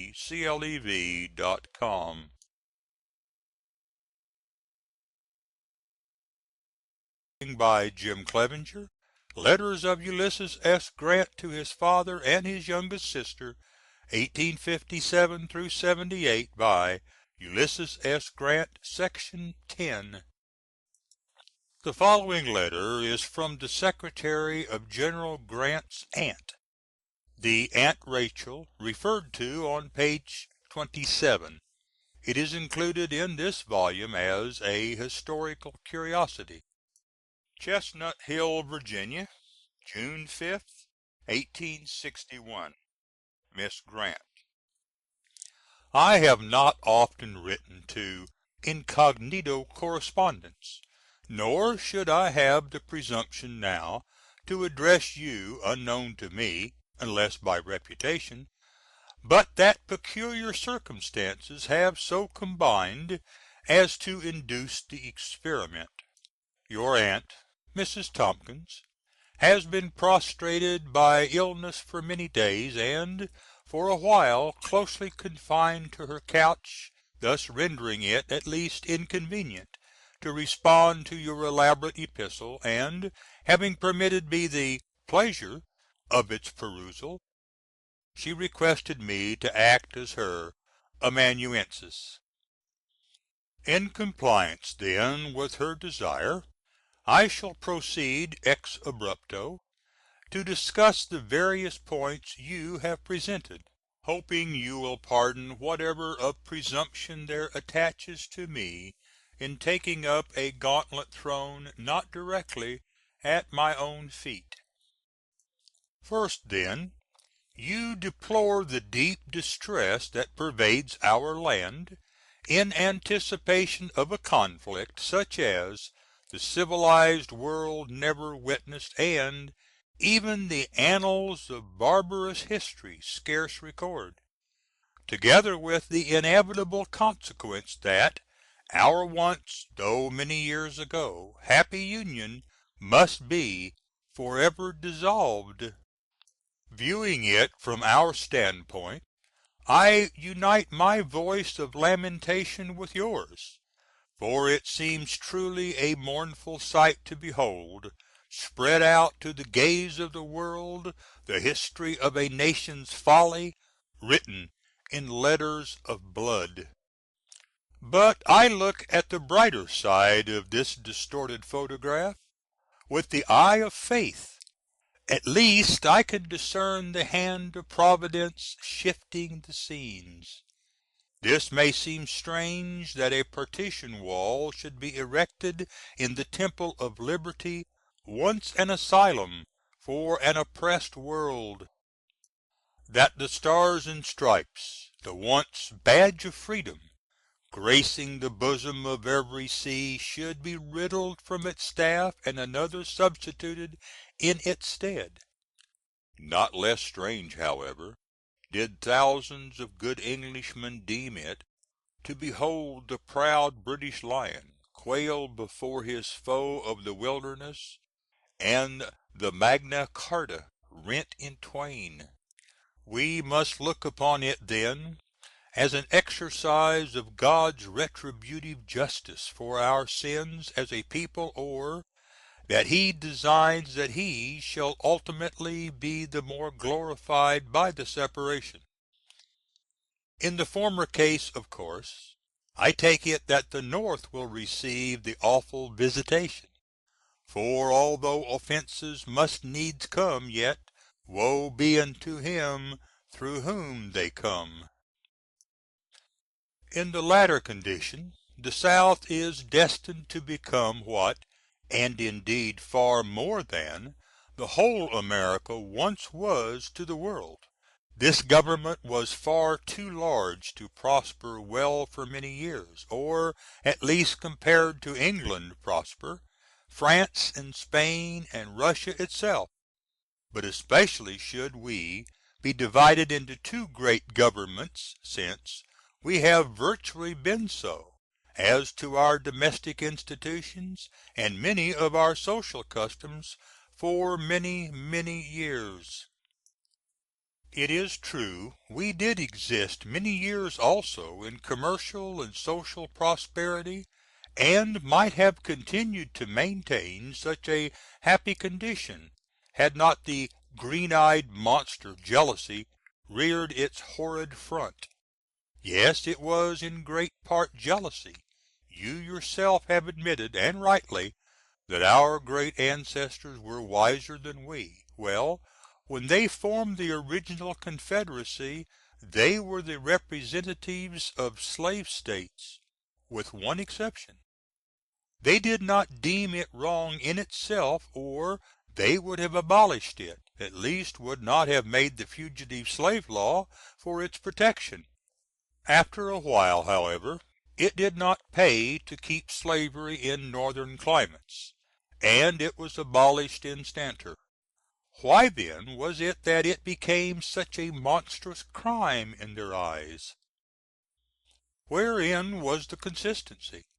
Partisans became jealous of the wealth and power of Southern planters and Southern politicians, elevated to their power through their wealth, a thing unavoidable in a Republican government. Thus, through demagogues at the North, an animosity was aroused. It slumbered long in the germ, but, being assiduously cherished from year to year, it at last budded and bloomed in a clime congenial to its nature, and is now bringing forth its venomous fruit even to 100-fold. It was the consuming of this pernicious fruit that brought death upon our body politic, and produced all our woe. Would to God that woe should fall upon none but those who planted and watered it. I am perfectly conscious and cognizant of the manner in which this spirit of enmity has been fostered. I am a Northern by birth and education, and can testify to that which I know. I have also been in the South sufficiently long to know the sentiments of the people here, and how they coincide, or rather disagree, with the Northern conceptions of them. I have spent almost 8 years here, certainly long enough to learn the character of the peculiar institution, as well as its practical workings and effect on society. And as I came with somewhat of prejudice against it, you must be frank enough to acknowledge me a fair judge in the matter. Among the first books put into my youthful library was a work called Charles Ball, or the Trials of a Runaway Slave. This was a horrid thing, and formed an impression on my young mind that has only with the utmost difficulty been eradicated. I am conscious that its contents are false. About the same time, and repeatedly, I was taken to witness a panorama of Uncle Tom's Cabin, another book whose leaves have furnished much fuel to infernal flames. At the same time, and ever since, I have had my ears grated with the harsh jargon of fanatical tirades against the institutions and people of the South. Of course, then, my mind was poisoned and prejudiced. And this has not been my political training alone, but that of a majority of your youth at the North, no further north, too, than Pennsylvania. How then is it possible that the North can entertain amicable feelings towards the South? Add to this what you rightly remark, that the popular mind is continually influenced by the issues of the press, an instrument that has scattered the seeds of discord broadcast over the land. And here you, either ignorantly or designedly, intimate a slander against the South. You say all papers have free issue at the North, and not so at the South. Now, do you not know enough of Southern affairs to see that the South by their very constitution cannot admit incendiary documents to be cast into their midst? It were suicidal. If the South should publish papers uttering sentiments detrimental to Northern manufacturers in general, and in favor of foreign manufacturers, how long would the North permit such papers to pass into their territory? Again, just as you say you wish that Northern papers could circulate South, so also do I wish that I need not bar my doors of nights. And both our desires could be accomplished if all men were honest. But first, as I can't expect robbers to pass by my unbarred treasury, so I can't expect to receive Northern papers. No comparison too base, no denunciation too bitter, to apply to those whom, in their ignorance, they deemed their inferiors in wisdom and sense. Such have I heard from the lips of distinguished citizens in all departments and professions of life. Even hoary haired ministers have entered the sacred desk with their manuscripts reeking with filth from the cesspool of political slander. Dr. Brown, with whom you are doubtless acquainted, is now in Philadelphia at the General Assembly of the Presbyterian Church. He wrote home lately that he never saw a mob that made use of viler language than did the best of citizens there in their denouncings of the South. I confess, however, that this is not a one-sided affair, for I have heard equally abusive language applied to the North by the people South. As before, then, let us strike hands on this point also, for both sections are equally culpable. As to the strength of individuals in the two sections, it must be tested on the battlefield and there alone. Our war of words can never decide anything on this point. I should be sorry to admit the men in the North could not fight had they a real enemy to contend against, a war of justice, reason, or humanity to wage. But to arm themselves against their brethren, and in such an unholy cause as that in which they are engaged now, I must confess that their true mettle can never be exhibited. One man whose heart is in the war can always conquer two who are fighting from some impure motive. And now let me candidly ask you to as candidly tell me whether or not you think, after seeing the thing progress thus far, and having, as you say, been and still continue to be well informed as to the apperceptions on both sides, the North are engaged in the cause of justice, admitting that some of them are actuated by pure and lofty motives, do you not acknowledge that the vast majority are blinded by prejudice, led on by a desire for military fame, prompted by the prospect of plunder, or actuated by the still more— But I refrain, my pen shudders at the thought of expressing myself further. Yes, I think you must confess that is the case. I refer of course to the armies of Lincoln, thus far made up.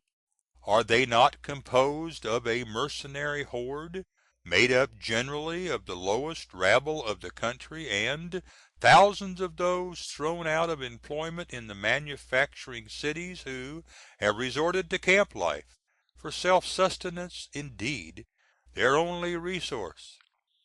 Whether you admit this or not, it is emphatically true to a great extent, for the Northern papers themselves have made such statements as would lead me to believe so, and more. I have correspondents in the North who confirm my suspicions on this score. My own father, who does not justify the attack on Sumter, yet denounces Lincoln's army as a set of murderers. He lives in Pennsylvania, and this is the opinion of many good citizens there. And now can such men be justified in their present purposes and activities? If so, upon what principles? We have shown that it is not in accordance with sound reason and the inexorable logic of the Constitution, since that noble edifice was attacked in 2 points simultaneously by the Republican party: first, by abrogating the fugitive slave law; second, by depriving the South of equal rights in the Territories. These are 2 points in which the North has transgressed the limits of immutable justice, and nothing which is unjust can be reasonable, for they, justice and reason, are twin sisters. Moreover, the Bible justifies no war but that of self defense. Then are the North invaded? No. nor never will be by the South, for all they ask is peace within their borders. While they hold in one hand the sword of self defense, they present the olive branch with the other, and so God grant it may be ever. You lament the inconceivable disasters inaugurated by the attack on Sumter. True enough, they may have been inaugurated by that act, but their unconcealed cause lies far back of that, as we have shown. That was only a raising of the curtain, or rather a forcing of it to be raised by the abolitionists, a beginning of the bloody drama. Who caused the attack? What meant those human cargoes that approached so close to its walls the day before the battle?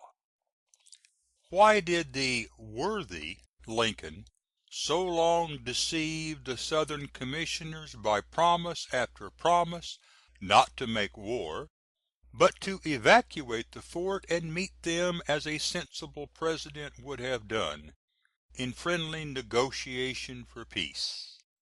South Carolina was right, and acted nobly in the affair, and was as justifiable therein as was Anderson in occupying the fort before he had a reason for doing so, declaring by his overt act that the United States forces under him were at enmity with South Carolina.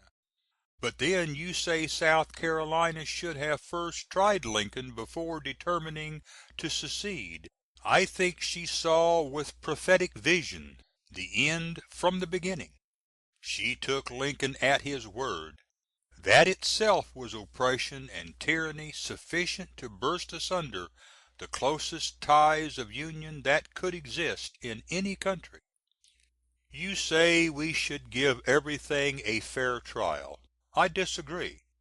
If I saw a serpent in my path, and it should attempt to make battle or declare its hostility by displaying its horrid fangs, do you think I would coolly stand by and give it a fair trial and test its friendship?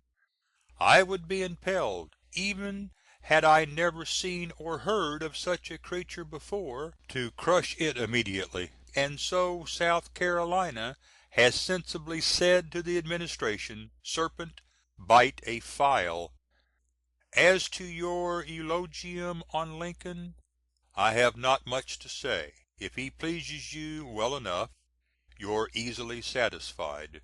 I take it that he is a disgrace to the chair he occupies, and to judge from his conversations, he is devoid of all sense of refinement and etiquette. To look at his executive powers as displayed thus far, he had better be a "Bay" than helmsman of the old ship. And what of his efforts at speeches?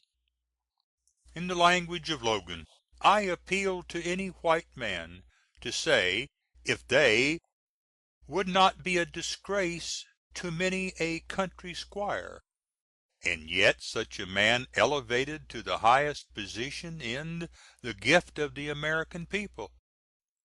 There was a time when the soundest and most learned men of the land were made Presidents. Now a man's capacity for the office seems to depend on the meanness of his intellect and the number of rails he can split in a day.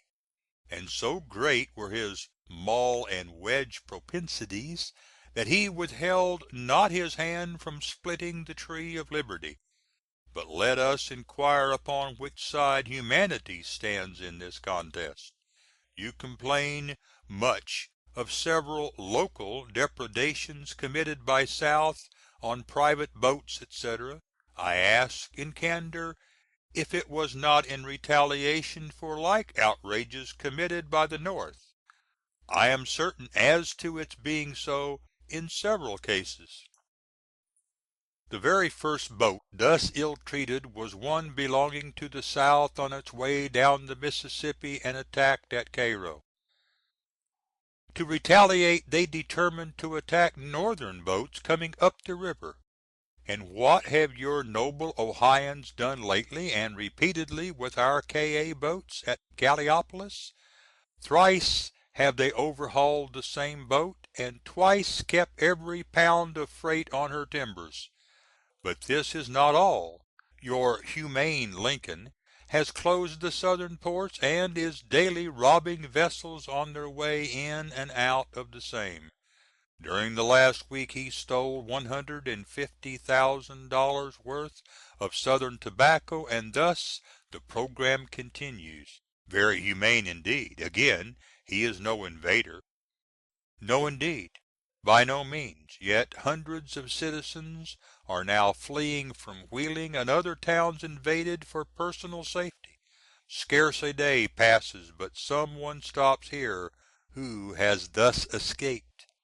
If they remain on their own soil and round their proper hearthstone, the very humane doom of a murderer awaits them.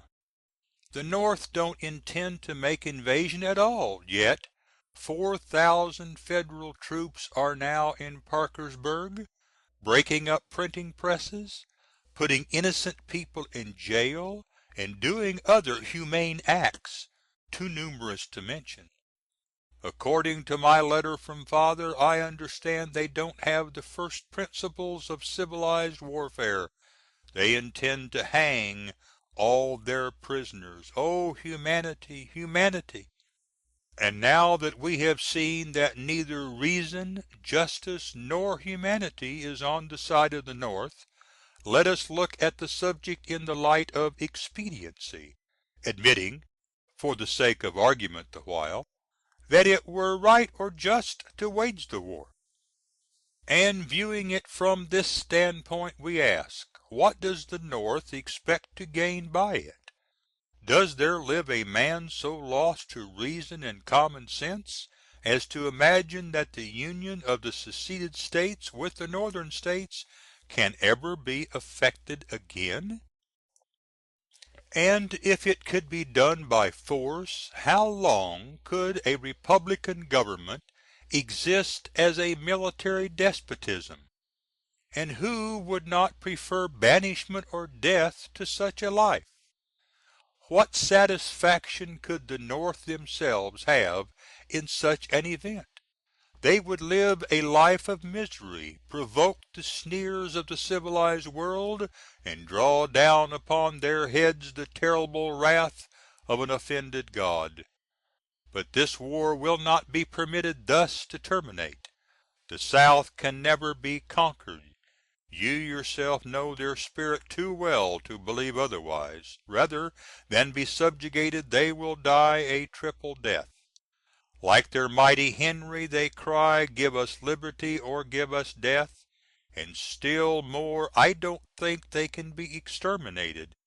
8,000,000 of people armed in the holy cause of self defense, struggling for their liberties, honor, interest, and lives, with a laudable ambition and an unyielding perseverance, are invincible by any force the North can raise to send against them.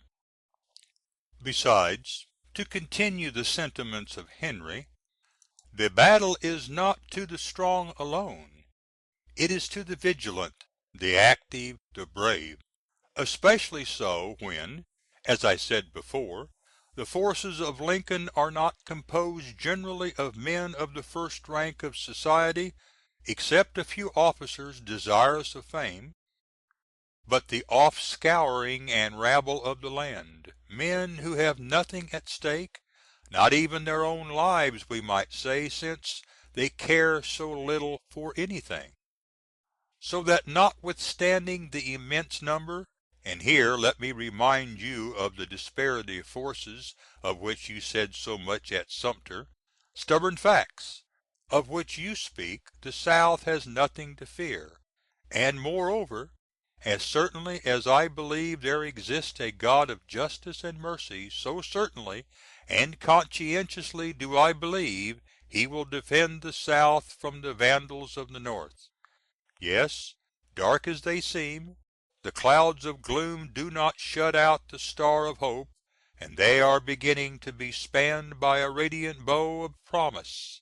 The fall of Ellsworth and the shattered walls of the once presumed impregnable Sumter abundantly testify that God is on their side, and if the Lord be for them, who can be against them? So I heartily say, God speed them. They shall have my prayers. But let us take one more glance at the expediency of this matter. Are not the North fighting for a Patroclus' grave in this struggle? What matters an abstract banner, especially to the matter of fact Yankee? And then behold the inconsistency of the North in another point. They have through their representatives for many years cried, "No more slave territory," and indeed many of them, such as Seward, etc., have declared that slavery must be abolished, as both can't exist under the same government. Yet now they are fighting to the death to keep or get back slave territory. Oh, consistency! And finally, at this point, will it not cost myriads of lives and millions of money to accomplish their infernal design? Even could they do it? And can the North afford this? Even now it is costing Lincoln's anarchy, for I can't call it government, $1,000,000 per day, a matter of record. Suppose then the war should last a year, what then? Union or disunion? Alas, farther separation. Continue it then 2 years more, what then? Ditto and ditto it will be, should it last as long as the War of Roses, for we have no houses of York and Lancaster to unite, sign, and settle the dispute by marriage. One or both annihilated. And now I ask how, in the name of reason, justice, or humanity, can you lift up your voice in defense of the North when they are the cause of all this accumulating misery, when they have deprived the South of her constitutional rights, driven her to the necessity of a separation, and now raised their arm against her as an enemy, declaring either to subjugate her, to overrun her with their vandal hordes, or exterminate from her soil every living creature? And when, O bloodiest picture in the book of time, they are ready to repeat with a triple vengeance the untold horrors of the Spanish Inquisition. They are madly, blindly rushing, they know not where. The blame of dissolution rests upon her, and the still more awful responsibility of a civil war will hang as an everlasting incubus upon her shoulders. Then let her beware ere she cross the Rubicon. Let her pause long upon its brink. And shall we all perish by her fratricidal hand? Shall the blood shed by brother in deadly war with brother flow ignominiously through our rivers to the ocean, and be carried by its waves to stain the shores of nations that for long years have been centering their fond hopes on America as the grand ideal of the government they too would some day enjoy? Shall such hopes be blasted as soon as fondly cherished? And now that Italy has trampled upon the tyrannical mitre, torn from her long subdued neck the yoke of papal bondage, passed from the darkness of superstitious bondage into the light of religious freedom, shall we sink back to what she was, by casting ourselves into the whirlpool of civil war? Shall we not only put out, but shatter, the lamp of liberty, a lamp whose effulgence was beginning to scatter the shades of despotism from off the earth? Shall we extinguish the brightest star in the constellation of human freedom? The united voices of humanity, justice, and reason answer, no. The cries of myriad free men living, and of millions yet unborn, rend the air with a universal negative, and from the vaulted canopy of heaven there swells back the solemn echo, "God forbid," as if augmented by the mournful strain of 10,000 angels hovering in amazement over the conflicting scene. Oh, then let the North beware! Mrs. Tompkins says that if you can justify your brother Ulysses in drawing his sword against those connected by the ties of blood, and even boast of it, you are at liberty to do so, but she cannot. And should one of those kindred be stricken down by his sword, the awful judgment of God will be meted out to him, and if not repented of, the hot thunderbolts of his wrath will blaze round his soul through eternity. On the contrary, if the vice versa should occur, she thinks those kin would be justified, because in self defense. As to Mr. John Marshall's being promoted in the army of Lincoln, she thinks that fact explains itself. He spent much of his time previously seeking, or at least expecting promotion, and failing in a laudable way, in defence of his own kindred and the home of his bosom companion, he resorted to Yankeedom, and sold as it were his birthright for a mess of abolition pottage. This helps confirm my view that many take positions in Lincoln's army with the expectation of military promotion and the hope of an easy conquest of the South. Oh, how deluded! But as for many of them, God forbid them, for they know not what they do. But I must bring these desultory remarks to a break off. So, begging pardon once more for transgressing the limits of formality, and hoping you may live to see the verification of many of my remarks, I have the pleasure of signing myself the Secretary of your Aunt Rachel. P.S. If you should write again, please use white paper. It almost gives me the blues to read your letter. End of Section 10. Recording by Jim Clevenger, Little Rock, Arkansas. Jim at joclev.com. End of Letters of Ulysses S. Grant to his father and his youngest sister, 1857 through '78, by Ulysses S. Grant.